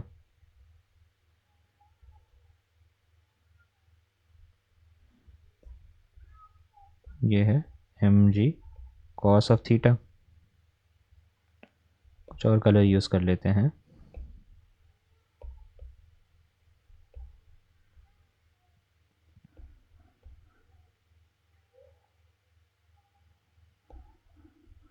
ठीक है, ये एम जी कॉस थीटा हो गया, एंड परपेंडिकुलर टू दिस हो जाएगा एम जी साइन थीटा। इस डायरेक्शन में जो फोर्स है वो हो जाएगा M G sine of theta के बराबर। ठीक है, एक इधर फोर्स लग रहा है, एक इधर फोर्स लग रहा है। अब देखो ये इस डायरेक्शन में तो मूव नहीं कर रहा है, आगे पीछे नहीं मूव कर रहा है, तो यहाँ पे t is equal to M G cos theta है, ये इक्विलिब्रियम में है। ठीक है, बट यहाँ पे जो फोर्स है that is not an equilibrium, इसके लिए कोई अपोजिंग फोर्स नहीं है, तो ये इस चीज़ को मूव कराएगा, इस तरीके से ये मूव कराएगा। ठीक है, अब फर्दर अगर हम देखें, ये सिर्फ मूव ही नहीं करा रहा, सिर्फ फोर्स नहीं प्रोवाइड करा रहा, ये साथ के साथ टॉर्क भी प्रोवाइड करा रहा है, इस चीज़ को रोटेट भी करवा रहा है। ठीक है, तो अगर मैं इस सपोर्ट के अबाउट टॉर्क कैलकुलेट करूं because of M G sine theta, तो वो कितना आएगा सपोर्ट के अबाउट। ये जो सपोर्ट के अबाउट अगर मैं टॉर्क निकालूं इस वाले फोर्स का एम जी साइन थीटा का, तो वो कितना आएगा। तो देखो टॉर्क हम कैसे निकालते हैं, ये हो जाएगा एम जी साइन थीटा इस डायरेक्शन में, और फोर्स का जो लाइन ऑफ एक्शन है उसका डिस्टेंस कितना है, इससे परपेंडिकुलर डिस्टेंस है एल के बराबर। तो फिर torque is equal to L into M G sine theta. Further अगर मैं थीटा को एज अ वेक्टर ट्रीट करूं, ठीक है, तो थीटा इस डायरेक्शन में है, टॉर्क इस डायरेक्शन में है, फोर्स इस डायरेक्शन में, टॉर्क इस डायरेक्शन में मूव कराएगा इसको। तो ऑल्दो अब थीटा अगर इस डायरेक्शन में इंक्रीज हो रहा है, तो एक्चुअली में इसका मतलब क्या है कि थीटा और टॉर्क तो एक्सियल वेक्टर्स होते हैं, एक्सिस के अलॉन्ग होते हैं। ठीक है, थीटा अगर इस डायरेक्शन में है तो इसका मतलब जो एंगुलर डिस्प्लेसमेंट है उसका डायरेक्शन हो जाएगा डॉट डायरेक्शन, आपकी तरफ आ रहा है। ठीक है, और टॉर्क अगर इस डायरेक्शन में है, इस डायरेक्शन में रोटेट करवा रहा है, या फोर्स इस डायरेक्शन में है, तो इस पॉइंट के अबाउट अगर मैं टॉर्क देखूं, तो टॉर्क इस डायरेक्शन में रोटेट करवा रहा है, तो फिर torque of M G sine theta will be in the cross direction, आपसे दूर जा रहा है। ठीक है, तो मतलब इन दोनों के बीच में 180 डिग्रीज का एंगल है, यानी ये exactly opposite to each other है। ठीक है, तो इसलिए मैं यहाँ पे एक माइनस साइन भी डाल दूंगा, torque is equal to minus L into M G sine theta. ठीक है, तो ये क्लियर है, ये माइनस साइन ये सिग्निफाई करता है कि थीटा जिस डायरेक्शन में इंक्रीज हो रहा है, टॉर्क उसके ऑपोजिट एक्ट कर रहा है। ठीक है, तो ये torque is equal to minus L into M G sine theta अगर मैंने लिख लिया, अब फर्दर मैं क्या लिख सकता हूँ, टॉर्क को फोर्स लॉस के हिसाब से मैं लिख सकता हूँ torque is equal to I alpha. ठीक है, तो ये तो आई अल्फा के बराबर होता है, I alpha is equal to minus L M G sine theta. ठीक है, इससे मेरे पास अल्फ़ा क्या आ रहा है, अल्फ़ा आ रहा है minus M G L by I sine theta. ठीक है, अब यहाँ पे एम एल स्क्वायर आ जाएगा, वो हम एंड में पुट कर देंगे। अभी के लिए आप देखो अल्फ़ा आ रहा है minus M G L by I sine theta. अब यहाँ पे ये जो साइन थीटा की वैल्यू है ना, देखो ये सिंपल हार्मोनिक वेरिएशन कब होता है, जब अल्फ़ा, ठीक है, अगर मैं सिंपल हार्मोनिक ऑसिलेशन में मेरा डिस्प्लेसमेंट वेरिएबल थीटा है, तो अगर मेरा डिस्प्लेसमेंट वेरिएबल थीटा है, theta as a function of time, तो फिर मेरा एक्सेलरेशन क्या होगा, इस रेस्पेक्ट में एक्सेलरेशन होगा D square theta by D T square, और ये तो अल्फ़ा होता है। तो यहाँ पे एस एच एम कब होगा, यहाँ पे एस एच एम तब होगा जब मैं ये दिखा दूँ, फॉर एस एच एम मेरे को ये प्रूफ करना होगा, for S H M alpha will have to be equal to minus omega square theta. ये अगर मैंने दिखा दिया तो फिर ये एस एच एम हो जाएगा इन एंगुलर डिस्प्लेसमेंट।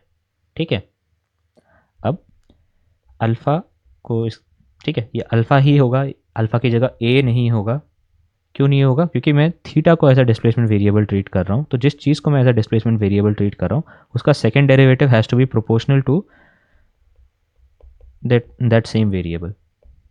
ठीक है, ये होता है एस एच एम डिस्प्लेसमेंट, यानी कि कोई भी चीज़, पोजीशन, एंगुलर डिस्प्लेसमेंट, प्रेशर, कुछ भी। ठीक है, तो वहाँ पे अगर मेरे को मैंने ये लिखा था ना एक्स, अगर मैं इसको डिस्प्लेसमेंट वेरिएबल को मैं अपना डिस्टेंस ही ले लेता हूँ, तो फिर वेलोसिटी वी और एक्सेलरेशन ए आ जाती है। बट एक्चुअली में इनको इस टर्म्स में मत सोचो, इसको सोचो कि फर्स्ट डेरिवेटिव और सेकेंड डेरिवेटिव अगर minus omega square times original variable होता है, तो फिर वो होता है equation of S H M. ठीक है। बोलो।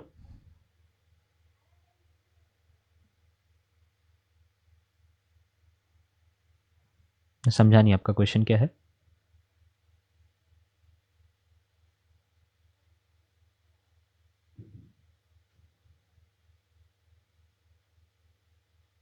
क्यों नहीं है? किसी भी चीज़ का आप सेकेंड डेरिवेटिव डिफाइन कर सकते हो, हर चीज़ का सेकेंड डेरिवेटिव डिफाइन कर सकते हो। एसएचएम के लिए भी कर सकते हो। आपने जिस भी चीज़ को अपना डिस्प्लेसमेंट वेरिएबल बनाया है उसका सेकेंड डेरिवेटिव आप यूज़ कर लो। सेकेंड डेरिवेटिव का मतलब तो यही होता है ना कि कोई चीज़ अगर चेंज हो रही है तो उसका जो रेट ऑफ चेंज किस रेट पे चेंज हो रहा है वो हो जाता है सेकेंड डेरिवेटिव। ठीक है, सेकेंड डेरिवेटिव तो आप किसी भी चीज़ के लिए डिफाइन कर लो, थर्ड डेरिवेटिव डिफाइन कर लो, फोर्थ डेरिवेटिव डिफाइन कर लो, हर चीज़ का कितने भी nth डेरिवेटिव आप डिफाइन कर लो। ठीक है, आपको एग्जिस्ट करता है कि नहीं करता वो तो चलो अलग बात है, वो तो आप बाद में मैथ्स में पढ़ोगे। ठीक है, लेकिन आपको ये पता होना चाहिए कि अगर मेरे को किसी चीज़ को एसएचएम प्रूफ करना है, कोई भी क्वांटिटी अगर टाइम के साथ वैरी कर रही है, कोई भी चीज़ अगर टाइम के साथ वैरी कर रही हो, कोई भी चीज़ अगर टाइम के साथ वैरी कर रही हो, फंक्शन ऑफ टाइम हो, तो मैं कैसे प्रूव करूँ that that thing is varying simple harmonically.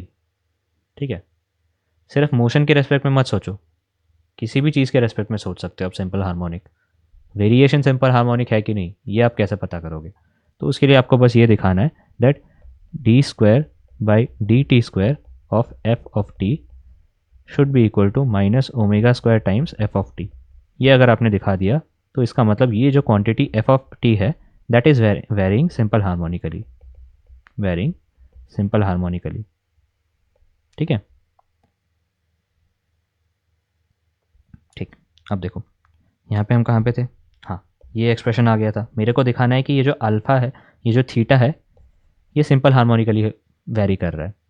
ठीक है, तो जो एंगुलर मोशन है दैट इज सिंपल हार्मोनिक, वो मेरे को प्रूफ करने के लिए क्या प्रूफ करना पड़ेगा? That alpha is equal to minus omega square times theta, where ये एक पॉजिटिव कांस्टेंट आएगा यहाँ पे एक। ठीक है, तो यहाँ पे अभी तक क्या है? Minus M G L by I. ठीक है, ये तो चलो पॉजिटिव हो गया, बट यहाँ पे साइन ऑफ थीटा है, साइन थीटा नहीं, मेरे को थीटा चाहिए।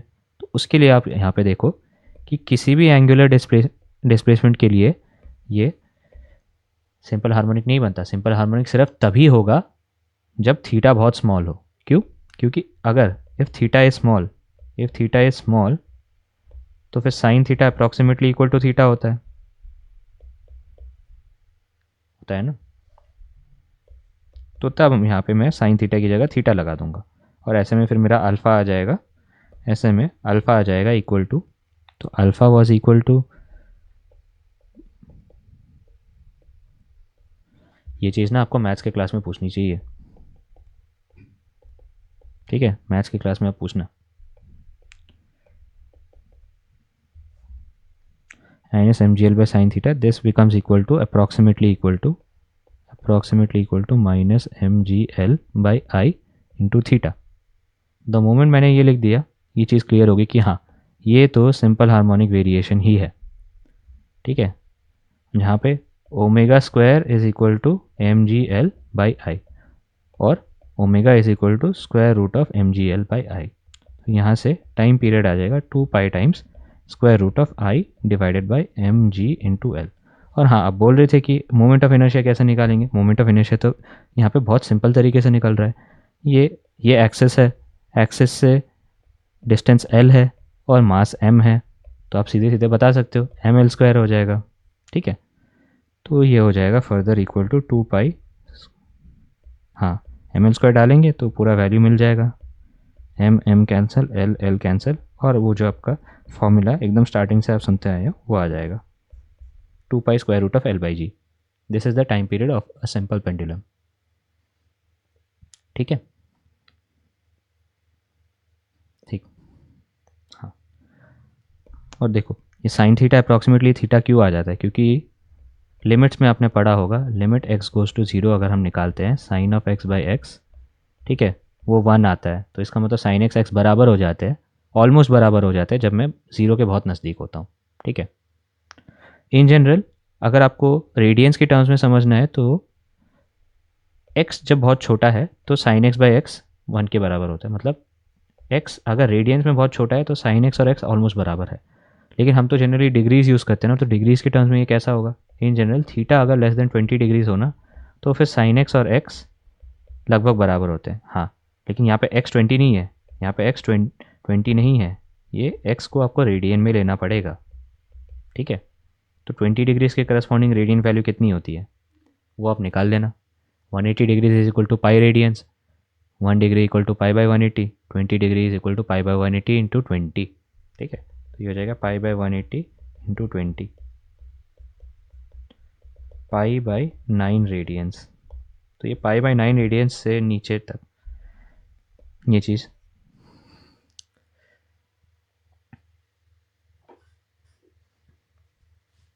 हाँ ठीक है। तो वही मतलब था कि अगर थीटा स्मॉल हो, स्मॉल मतलब कि रेडियंस में अगर बहुत स्मॉल होता है ना तो तब थीटा और साइन थीटा की वैल्यूज ऑलमोस्ट सेम आती है। ठीक है, एनसीईआरटी में इसका एक आपको चार्ट भी दे रखा है जो कि आप चेक कर सकते हो। ठीक है, मैं एक बार दिखा देता हूँ आपको। तो ये एक चार्ट दे रखा है आपको एनसीईआरटी में, अलग अलग डिग्रीज़ के लिए एक टेबल बना रखा है। 20 डिग्रीज तक देखो थीटा इन रेडियंस आ जाएगा 0.349 और साइन थीटा 0.342, लगभग लगभग सेम।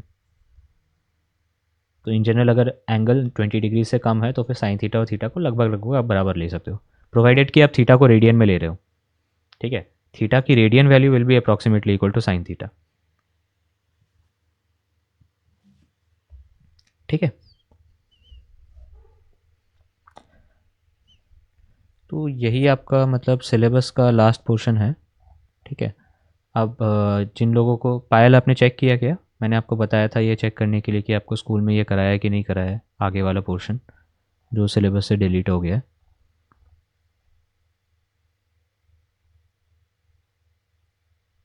तो चेक करना करना पड़ेगा ना आप लोगों को। नहीं स्कूल नहीं गए चलो ठीक है, लेकिन आपको पास ये तो होना ही चाहिए ना। हाँ, इसके आगे डैम्प्ड सिंपल हार्मोनिक मोशन है और फोर्स्ड ऑसिलेशंस एंड रेजोनेंस है। हाँ वो तो मैं करा दूंगा, वो आपको मैं अलग से करा दूंगा। ठीक है, लेकिन इन लोगों को नहीं कराया है ना। चलो ये क्वेश्चन देख लेते पहले। What is the length of a simple pendulum which ticks seconds? ठीक है, इसको समटाइम्स सेकेंड्स पेंडुलम भी बोलते हैं। ठीक है, अब यहाँ पे कन्फ्यूजन वाला पॉइंट यहाँ आता है, विच टिक्स सेकेंड्स। इससे मैं टाइम पीरियड कैसे निकालूँ? ठीक है, वैसे तो मेरे को पता है time period is equal to 2 pi square root of L by G. ठीक है, यहाँ से मैं लेंथ आराम से निकाल सकता हूँ। Length of the simple pendulum will be equal to G T square divided by 4 pi square. ठीक है, लेकिन अब मैं यहाँ पे टाइम पीरियड लिखूँ क्या? It ticks seconds. Ticks seconds मतलब ये, ठीक है, ये यहाँ से यहाँ, ये यहाँ से यहाँ तक जाता है 1 सेकेंड में। ठीक है, हर 1 सेकेंड में ये टिक कर रहा है। ठीक है, तो इसका एक साइकिल कंप्लीट होने में 2 सेकेंड लगता है। ठीक है, तो यहाँ पे आप टी की वैल्यू लोगे 2 सेकेंड्स। अगर सेकेंड्स पेंडुलम है तो टी की वैल्यू आप लोगे 2 सेकेंड्स। 2 सेकेंड्स आप यूज़ करके एल की वैल्यू आप कैलकुलेट कर लोगे। जी आपको पता है T is equal to 2 seconds, तो g into 4 divided by 4 pi square, 4 cancel हो जाएगा, जी बाई पाई स्क्वायर। ठीक है, जी की वैल्यू 9.8 है, पाई स्क्वायर भी अप्रॉक्सीमेटली 9, ऑलमोस्ट ऑलमोस्ट 1 के आसपास आएगा ये। ठीक है, हाँ मीटर में आएगा, मीटर में 9, ये 1 मीटर आएगा। ठीक है, अब देखो इसके आगे का जो टॉपिक है वो डैम्प्ड सिंपल हार्मोनिक मोशन है। तो थोड़ा थोड़ा मैं बता देता हूँ। देखो motion of a simple pendulum, generally अगर सिंपल पेंडुलम एयर में स्विंग कर रहा है और उसको अगर हमने बैटरी नहीं लगाया है, ठीक है, वैसे क्लॉक्स में जो पेंडुलम आता है उसमें तो बैटरी होता है ना। अब अगर मैं स्पेसिफिकली सिंपल पेंडुलम की बात कर रहा हूँ, ठीक है, सिंपल पेंडुलम यानी कि एक रिजिड सपोर्ट से एक नेग्लिजिबल मास वाला स्ट्रिंग कनेक्टेड है, उसके साथ एक स्मॉल मास वाला बॉब कनेक्टेड है। ठीक है, इसका मोशन परपेचुअली नहीं चलेगा, एक पॉइंट ऑफ टाइम के बाद रुक जाएगा। ठीक है, तो इवेंचुअली इसका मोशन रुक जाता है। क्यों रुकता है? क्योंकि दो चीज़ें हैं, एक तो एयर ड्रैग तो है ही, साथ के साथ ये जो जिस पॉइंट पे ये अटैच्ड है ना उस पॉइंट पे भी थोड़ा सा फ्रिक्शन इसको मिलता है। ठीक है। तो friction eight support point and air drag की वजह से एनर्जी डिसिपेट होता है, और एनर्जी अगर डिसिपेट होता रहेगा तो फिर kinetic energy, total mechanical energy जो है वो टाइम के साथ कम होती जाएगी। टोटल मैकेनिकल एनर्जी अगर टाइम के साथ कम होती जा रही है तो फिर काइनेटिक काइनेटिक पोटेंशियल एनर्जी का मैक्सिमम वैल्यू, पोटेंशियल एनर्जी का मैक्सिमम वैल्यू, तो वो भी धीरे धीरे कम होता जाएगा। कम होता जाएगा तो फिर वेलोसिटी कम होती जाएगी, डिस्प्लेसमेंट कम होता जाएगा, मैक्सिमम डिस्प्लेसमेंट कम होता जाएगा और इवेंचुअली मोशन रुक जाएगा। ठीक है। तो इसी चीज़ को डैम्प्ड ऑसिलेशन कहते हैं। नेचर में जनरली हमें डैम्प्ड ऑसिलेशन ही देखने को मिलता है। ठीक है। डैम्प्ड ऑसिलेशन यानी कि कुछ फोर्सेस हैं जो ऑसिलेशंस को डैम्प कर रही है, जो ऑसिलेशंस को एक तरीके से रोक रही है।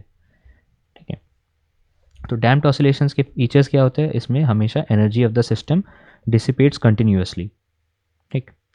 और एनर्जी अगर कंटिन्यूसली डिसिपेट करेगा तो फिर तो हम इसको प्रॉपरली पीरियोडिक भी नहीं कह सकते स्ट्रिक्टली। हाँ, स्ट्रिक्टली ये पीरियोडिक नहीं है, बट अगर डैम्पिंग कम हो ना तो oscillations are approximately periodic, keyword being approximately periodic.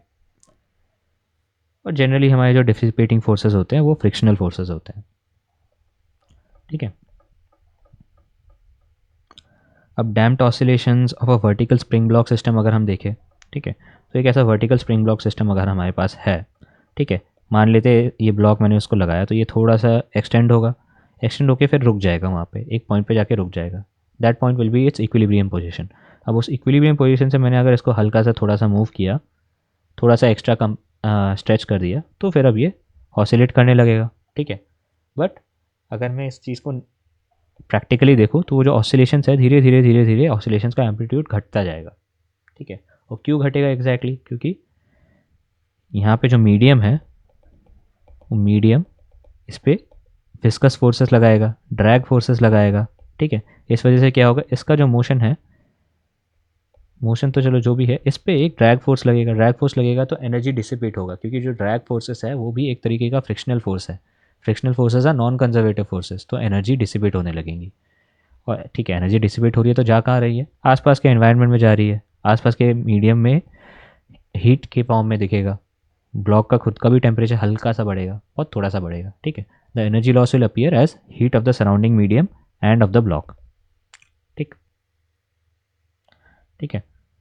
तो ठीक है, तो अभी अगर मैं ये डैम्पिंग फोर्स की बात करूँ तो डैम्पिंग फोर्स जनरली क्या होता है, जो डैम्पिंग फोर्स है वो मीडियम पे तो डिपेंड करता ही है, मीडियम पे भी डिपेंड करेगा।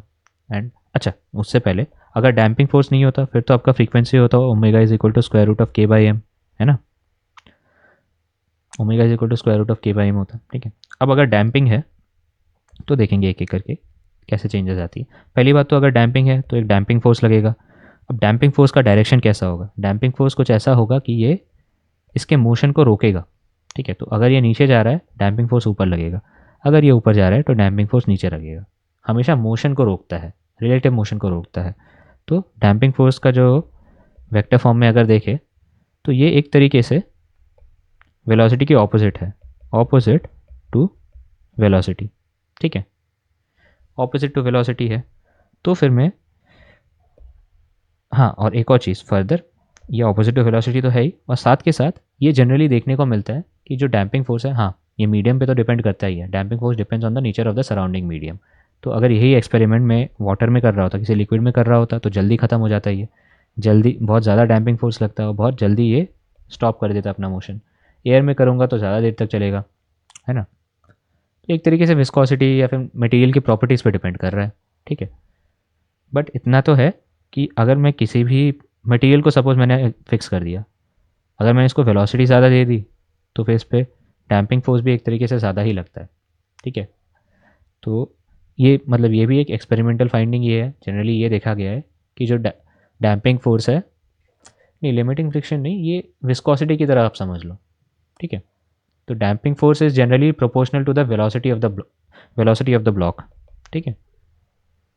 तो damping force is also generally it is seen to be proportional to the velocity. तो इन दोनों चीज़ों को कंबाइन करके मैं ये लिख सकता हूँ that the damping force is equal to minus B times V vector.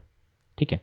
जहाँ पे B is a positive constant, B is a positive constant, positive constant that depends on the medium, of course it depends on the medium, and it also depends on the shape and size of the block। एक तरीके से viscous drag force जैसा ही है।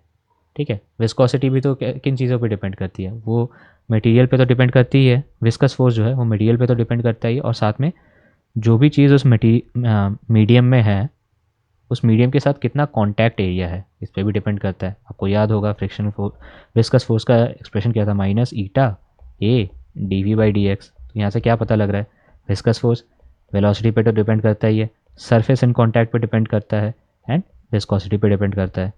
तो इसी चीज़ से actually ये भी आता है। ठीक है, वेलोसिटी वाला डिपेंडेंस तो है ही, साथ के साथ वो ये बी में है, वो बाकी सारे फैक्टर्स कंटेंट कि विस्कोसिटी भी इसी में ही है और एरिया ऑफ कॉन्टैक्ट भी इसी में ही है।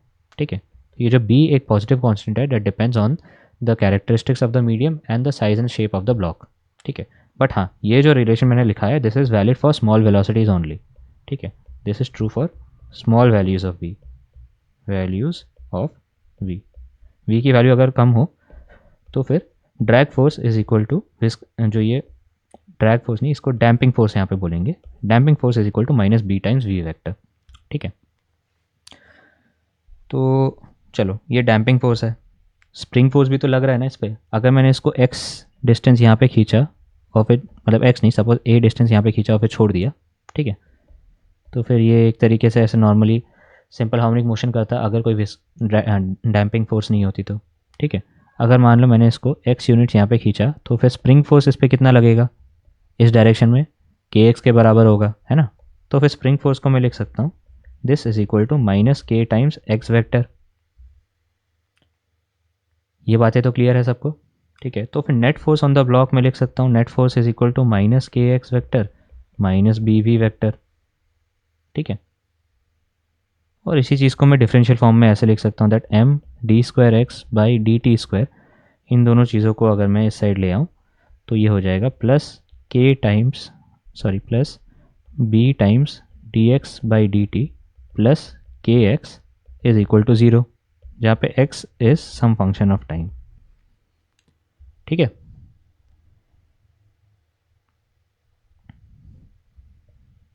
कौन सा पार्ट, पूरा मतलब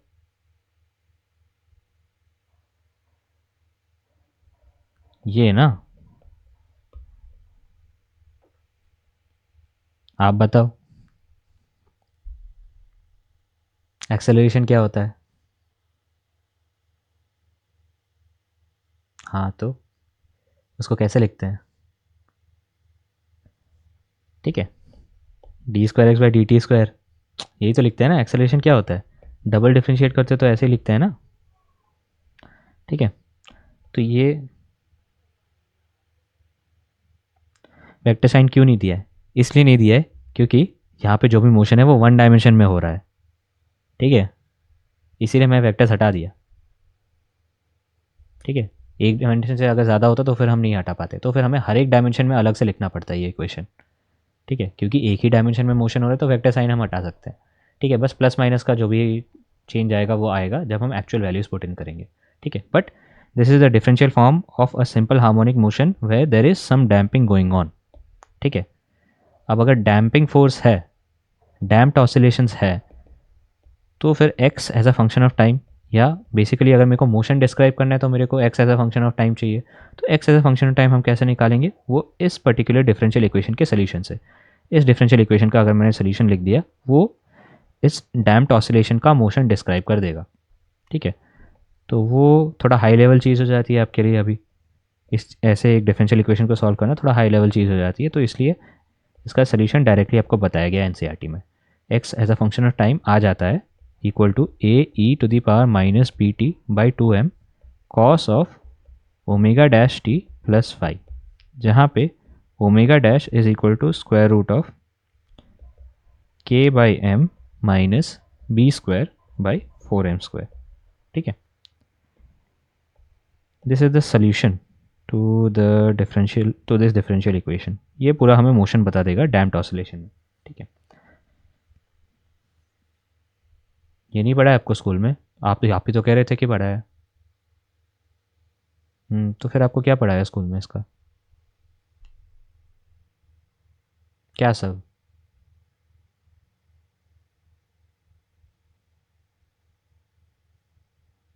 सीरीज़ और पैरेलल वो अलग चीज़ है, वो वैसा एक एनसीईआरटी में भी क्वेश्चन है, बट बिकॉज आपने मेंशन कर दिया तो फिर मैं आपको बता देता हूँ ये थोड़ा सा, ये इससे पहले हमें डिस्कस करना चाहिए था। ठीक है, मैं यहीं पे एक नोट बना देता हूँ इस चीज़ का। ओफो, ये क्या हो गया? अच्छा, डुप्लीकेट हो गया क्या? हाँ, रुको।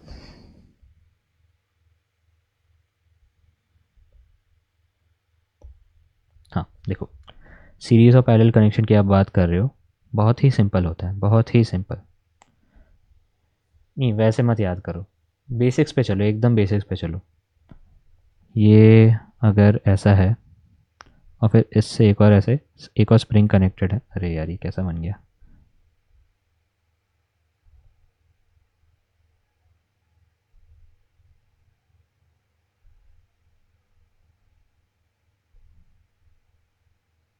ठीक है, ये स्प्रिंग, दो स्प्रिंग्स ऐसे सीरीज़ में कनेक्टेड है।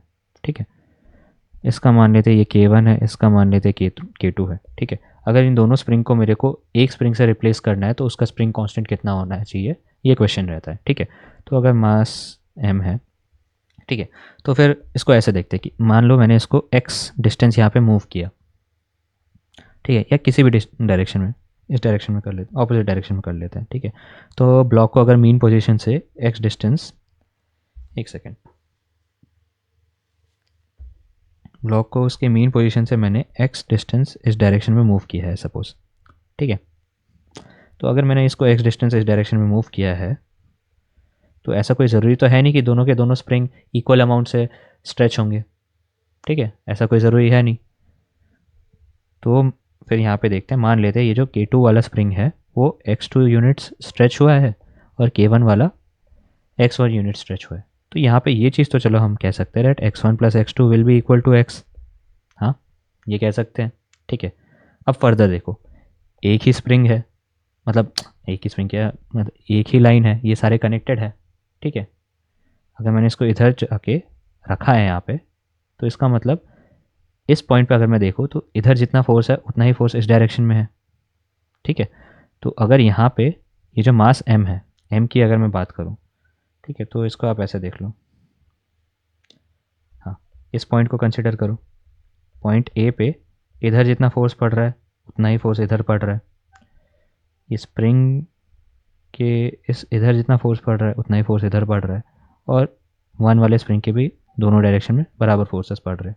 ठीक है, अब ये जो मास m है इसको नहीं पता सपोज़ कि कौन कौन से स्प्रिंग्स है। ठीक है, तो इसको तो बस पता लग रहा है कि हाँ मेरे ऊपर एक F फोर्स पड़ रहा है, और अगर इसको मैंने बता दिया कि हाँ एक स्प्रिंग की वजह से फोर्स पड़ रहा है, तो फिर ये बोलेगा कि हाँ मैं तो x यूनिट्स इस डायरेक्शन में किया हो तो मेरे पे माइनस के एक्स के बराबर फोर्स पड़ रहा होगा। तो ये मास m बोलेगा कि मेरे पे नेट फोर्स जो है that is equal to minus के एक्स। ठीक, माइनस भी हटाई देते हैं, मैग्नीट्यूड की बात कर रहा हूँ मैं, तो फिर ये F is equal to K x लिख देता हूँ।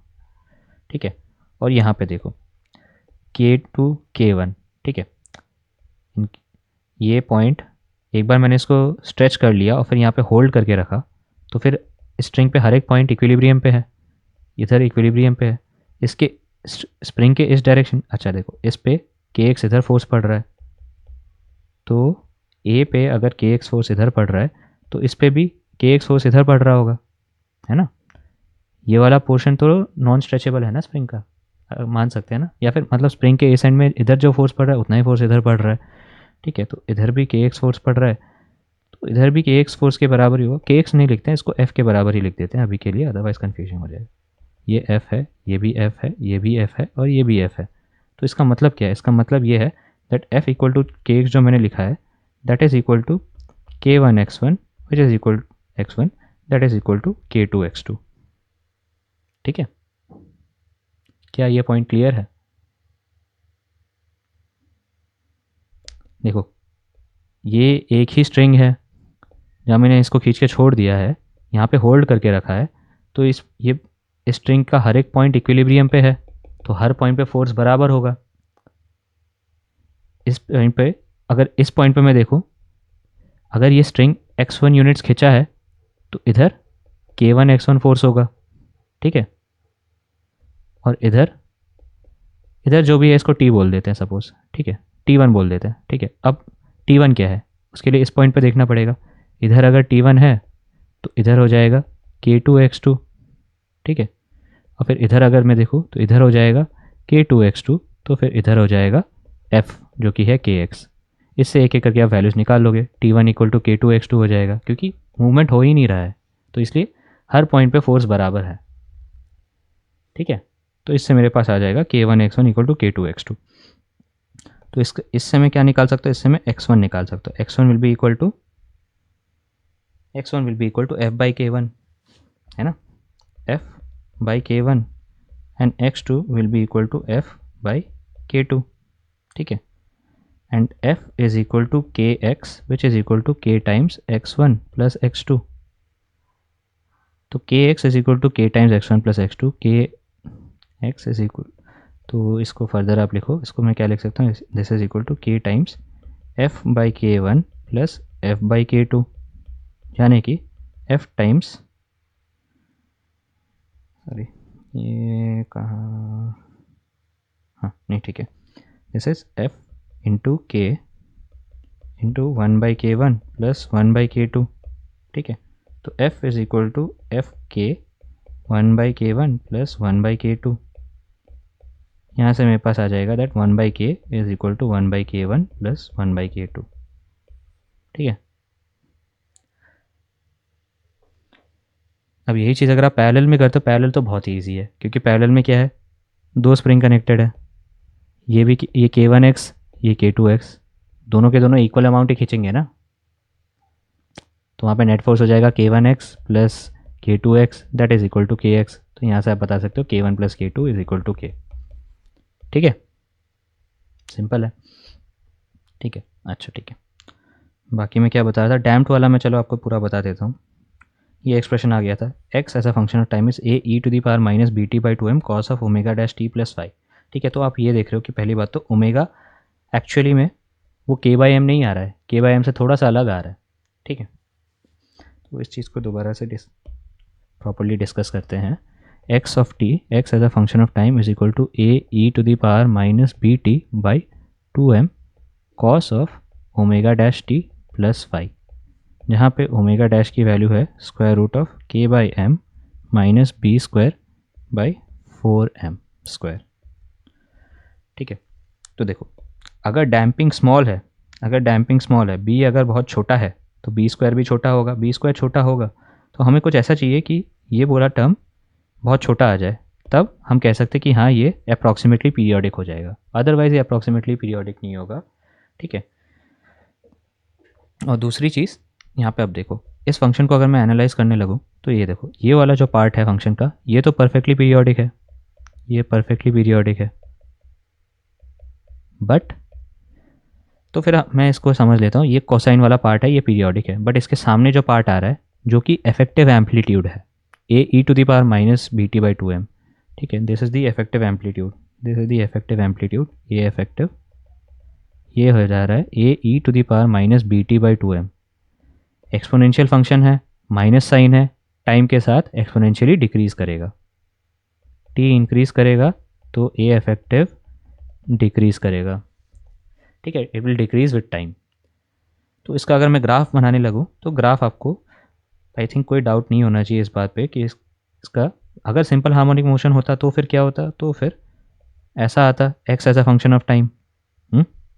लेकिन अब यहाँ पे डिफरेंस ये है, कॉस वाला फंक्शन मान लेते हैं सेम है, ठीक है, बस हाँ ओमेगा फ्रीक्वेंसी थोड़ा सा अलग हो जा रहा है, बट उससे तो बस ग्राफ कितनी जल्दी रिपीट हो रहा है वो चेंज होगा ना, फ्रीक्वेंसी अभी भी एक तरीके से टाइम पे डिपेंड नहीं कर रहा है, बट इसके सामने जो ये एम्पलीट्यूड है ये टाइम पे डिपेंड कर रहा है, और ये टाइम के साथ कम हो रहा है, तो फिर आपका ग्राफ है ना कुछ इस टाइप का आ जाएगा, यही वाला जो ग्राफ है ये इस टाइप का आ जाएगा, सॉरी, टाइम के साथ कम होता जाएगा, ठीक है, टाइम के साथ रिड्यूस होगा। This is will be the graph for x, अगर टाइम के साथ आप देख रहे हो कि एक्स कैसे वैरी कर रहा है, दिस इज एक्स एंड ये टी है, ऐसा ग्राफ आएगा, ठीक है,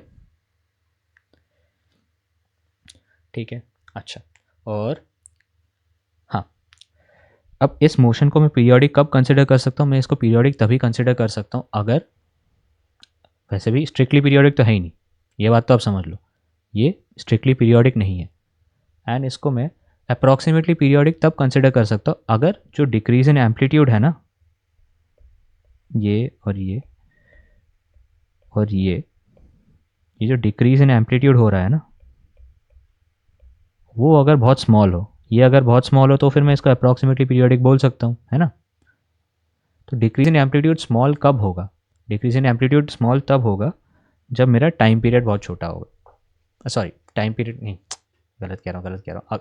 अगर time decrease in amplitude, one time period में अगर डिक्रीज इन एम्पलीट्यूड बहुत कम हो, ठीक है, मतलब ये एक टाइम पीरियड में अगर एम्पलीट्यूड ज़्यादा चेंज ना हो, तो फिर मैं कह सकता हूँ कि हाँ, एक टाइम पीरियड में तो चलो लगभग लगभग सेम रह गया, ठीक है। जनरली इस चीज़ को ऐसे ही लिखा जाता है कि अगर decrease, if the decrease in amplitude is small for one time period, ठीक है, x of T is not strictly periodic, but if decrease of x of T is small, decrease of x of T यानी कि decrease in amplitude of x of T वो small है in one time period, तो फिर हम कहते हैं कि मोशन इज अप्रॉक्सीमेटली पीरियोडिक, ठीक है। तो एट बेस्ट ये अप्रॉक्सीमेटली पीरियोडिक है, एट वर्स्ट ये पीरियोडिक है ही नहीं, ठीक है। ये एक्सप्रेशंस आते हैं। टाइम पीरियड आप उसी तरीके से निकालोगे 2 पाई/ओमेगा डैश, बट इसका कोई बहुत बड़ा इंपॉर्टेंस है नहीं यहाँ पे। बस हाँ, इतना आप देख लो कि अगर डैम्पिंग स्मॉल होगा, ओमेगा डैश क्या है दिस, अगर डैम्पिंग स्मॉल होगा मतलब बी स्मॉल मतलब ये वैल्यू स्मॉल, ये वैल्यू स्मॉल, मतलब omega dash approximately equal to square root of k/m के बराबर आ जाएगा, जो कि ओमेगा के बराबर है, ठीक है। तो जैसे जैसे आप डैम्पिंग घटाते जाते हो एग्जैक्टली, नहीं न्यूमेरिकल्स नहीं आएंगे इस पर, अरे ये सिलेबस में है ही नहीं आपके, ठीक है।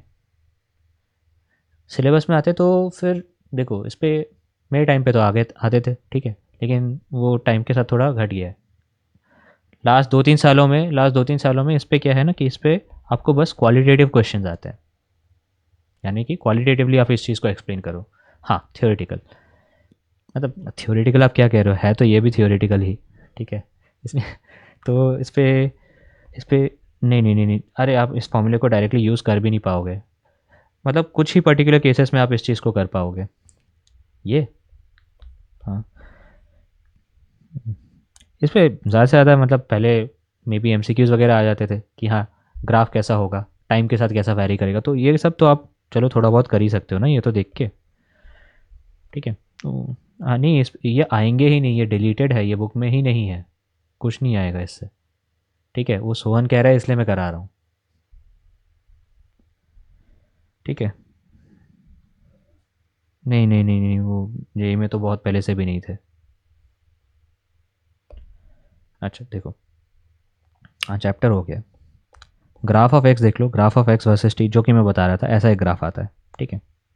ये इफेक्टिव एम्पलीट्यूड है, तो एक्स ऑफ टी को आप समझ सकते हो, it is basically just a cosine function जिसका एम्पलीट्यूड a e⁻−bt/2m है, और ये टाइम के साथ डिक्रीज कर रहा है, ठीक है। और एक और चीज़ यहाँ पे अगर आपको देखनी है तो ये है energy of a damped oscillator. वैसे एनर्जी इन एस को हम क्या लिख सकते हैं, half KA², energy, total energy in SHM half KA² के बराबर होता है, जहाँ पे ए एम्पलीट्यूड होता है आपका, ठीक है। तो उसी एक्सप्रेशन को मैं यहाँ पे पैरेलल्स ड्रॉ करके यहाँ पे मैं लिख सकता हूँ that energy as a function of time half के ए इफेक्टिव एम्पलीट्यूड कितना है, a e⁻−bt/2m, तो इसका स्क्वायर कर देंगे तो ये आ जाएगा हाफ KA² e⁻−bt/m, ठीक है। तो ये ई ऑफ टी भी टाइम के साथ वेरी कर रहा है और इसका पीरियड जो है वो हाफ है, ठीक है। पहले क्या था, SHM में ये जो एनर्जी है ये टाइम के साथ वेरी नहीं करता था, लेकिन यहाँ पे ये टाइम के साथ वेरी करेगा, ठीक है। और टाइम के साथ ये घटता जाएगा, ठीक है। तो एनर्जी लॉस हो रहा है, लेकिन यहाँ पे एक बात समझ लो, ये इतना अच्छा दिखने वाला एक्सप्रेशन इसीलिए आया क्योंकि ये हमेशा होल्ड नहीं करता है, this only holds for small damping. B अगर square root of k m के कंपैरिजन में छोटा हो, बहुत छोटा हो, तभी ये एक्सप्रेशन आता है, ठीक है। और बी अगर जीरो हो जाएगा तब तो वो जीरो डैम्पिंग है, जीरो डैम्पिंग में फिर सब कुछ SHM जैसा बन जाएगा। यहाँ पे भी आप देख लो, बी को अगर मैंने जीरो पुट कर दिया तो फिर ये e⁻0 हो जाएगा, 1 हो जाएगा, तो फिर ये हाफ KA² आ जाएगा, ठीक है। तो बस यहाँ पे अब टेक अवे पॉइंट्स दो ही है, this expression holds for small damping यानी कि b must be far less than square root of k m. B by square root of k m अगर मैं निकालूँ ना, ये जो रेशियो ये एक डायमेंशनलेस रेशियो आता है, तो बी अगर far less than square root of k m है तो इसका मतलब b by square root of k m should be far less than 1, ठीक है। ये जब हो तो ये एक्सप्रेशन वैलिड होता है, एंड ये एक्सप्रेशन मेरे को ये बताता है कि energy of a damped oscillator decreases exponentially with time. ठीक है, इस पे एक आपको एग्जांपल भी है पुरानी वाली एनसीईआरटी बुक में, वो आप चाहो तो कैलकुलेट करके देख सकते हो। वहाँ पे क्या दे रखा है कि मास आपको दे रखा है, mass of the block is 200 gram, k की वैल्यू दे रखी है 90 newtons per metre and the damping constant is 40 grams per second. Damping constant यानी बी की वैल्यू। ठीक है, तो यहाँ पे हमें क्या पूछा गया है, calculate the period of oscillation. तो सब कुछ करने से पहले सबसे पहले हम क्या देखेंगे कि डैम्पिंग स्मॉल है कि नहीं है। अगर डैम्पिंग स्मॉल होती है तो दो चीज़ें होती है। डैम्पिंग स्मॉल करने के लिए पहले हमें क्या चेक करना है, b by square root of k m की वैल्यू निकालनी पड़ेगी। अगर ये फार लेस देन 1 हुआ तो फिर इसका मतलब होगा स्मॉल डैम्पिंग, और स्मॉल डैम्पिंग अगर है तो फिर एनर्जी के लिए हम वो वाला एक्सप्रेशन यूज़ कर लेंगे जो यहाँ पे मैंने आपको बताया है ये। और दूसरी बात, अगर डैम्पिंग स्मॉल होती है ना तो फिर मैं फ्रीक्वेंसी को भी अप्रॉक्सीमेटली इक्वल टू यहाँ पे मैं फिर फ्रीक्वेंसी को भी मैं ओमेगा को भी मैं approximately equal to square root of के बाई एम बोल सकता हूँ, और t is equal to approximately equal to 2 pi times square root of. Damping constant हमें ये बता रहा है कि कितना डैम्पिंग हो रहा है। हाँ, इसमें काम आ रहा है, ये मैं कैलकुलेट करके देखूंगा, जो कि एक्चुअली 1 से बहुत कम आएगा। आप खुद कैलकुलेट करके देखो, बी की वैल्यू गिवन है 40 ग्राम पर सेकेंड। ठीक है, B is 40 gram per second divided by square root of k m, k is 90 and m is 200 grams. ठीक है, तो न्यूटन पर मीटर ऐसा यूनिट्स ही रख देते हैं। ठीक है, तो ये 900 इंटू 0.2 हो जाएगा, 200 बाई 1000, और ये भी 1000 हो जाएगा। ठीक है, तो 3√2 और ऊपर आ जा रहा है 4 इंटू 10⁻²। ठीक है, 4/3√2 इंटू 10⁻²। चलो 1 से तो कम आ ही रहा है, काफ़ी कम आ रहा है। ठीक है, लगभग अब अगर वैल्यू निकाल लो कितना आ रहा है, वैल्यू आ जाएगा, वैसे दोनों का वैल्यूज अलग से आप कंपेयर करके भी निकाल लेते हैं। बेसिकली बात ये है कि हाँ 1 से तो कम आ रहा है, काफ़ी कम आ रहा है। ठीक है, तो जैसे ही हमने देखा कि 1 से बहुत कम आ रहा है तो फिर हम बोलेंगे कि है स्मॉल डैम्पिंग है। स्मॉल डैम्पिंग है तो फिर मैं ओमेगा को मैं अप्रॉक्सीमेटली लिख सकता हूँ स्क्वायर रूट ऑफ के बाई एम। ठीक है, इससे मेरे पास टाइम पीरियड आ जाएगा 2 pi square root of m by k से इसकी वैल्यू आप निकाल लोगे, के एम की वैल्यू पुट कर दो, के की वैल्यू पुट कर दो, अप्रॉक्सीमेटली आ जाएगा 0.3 सेकेंड्स के बराबर। ठीक है, अब इसके आगे यहाँ से पूछा है कि find the time taken for amplitude of vibrations to drop to half of its initial value. Half of its initial value मतलब वो टाइम निकालो जब, अच्छा ठीक है, एम्पलीट्यूड टाइम के साथ वैरी कर रहा है। कैसे वैरी कर रहा है, amplitude as a function of time अगर मैं लिखूँ then this is equal to A e to the power minus b t by 2m। यही मैंने आपको बताया था ना, इफेक्टिव एम्पलीट्यूड तो ये होता है। तो ये एक फंक्शन ऑफ टाइम है, टाइम के साथ वैरी कर रहा है। मेरे को वो टाइम निकालना है जब ये a/2 के बराबर हो, मतलब a/2 is equal to A e to the power minus b t by 2m। A और ए कैंसिल, यहाँ से मेरे पास आ जाएगा half is equal to e to the power minus b t by 2m। इसको सॉल्व करने के लिए आपको दोनों साइड लॉग लेना पड़ेगा। Minus ln2 is equal to minus b t by 2m। तो यहाँ से मेरे पास t की वैल्यू आ जाएगी, t is equal to 2m by b ln of 2। ठीक है, ये आप कैलकुलेट कर लोगे, वैल्यू सारी गिवन है। ठीक है, वो इंपॉर्टेंट नहीं है, जनरली वैल्यूज़ दी रहती है। ठीक है, नहीं वो 0.3010 लॉग 10 के लिए होता है,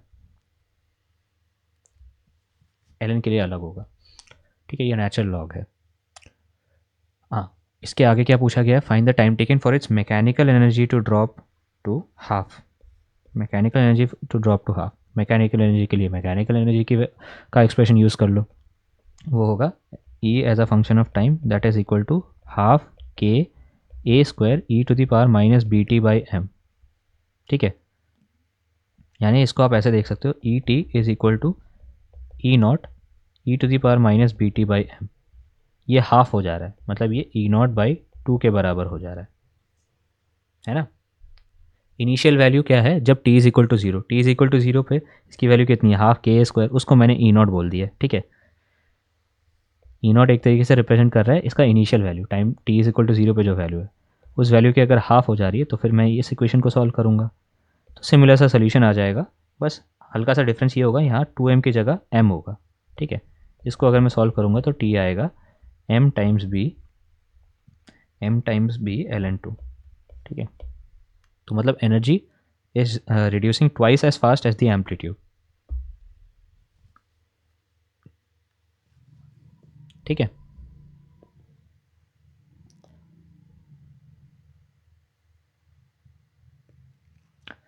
ठीक है। तो अब इसमें आगे इसमें ये है फोर्स ऑसिलेशन है, वो अभी नहीं कर रहे हैं। आपको अगर करना होगा तो नेक्स्ट क्लास में थोड़ा सा मैं डिस्कस कर लूँगा, मतलब नेक्स्ट क्लास में नहीं, बाद में करेंगे और बाद में, ठीक है। नेक्स्ट क्लास में will be starting with waves करेंगे हम, ठीक है। वेव्स करेंगे, फिर उसके बाद थर्मो करेंगे, ठीक है। बाकी हाँ बोलो। हाँ बताओ।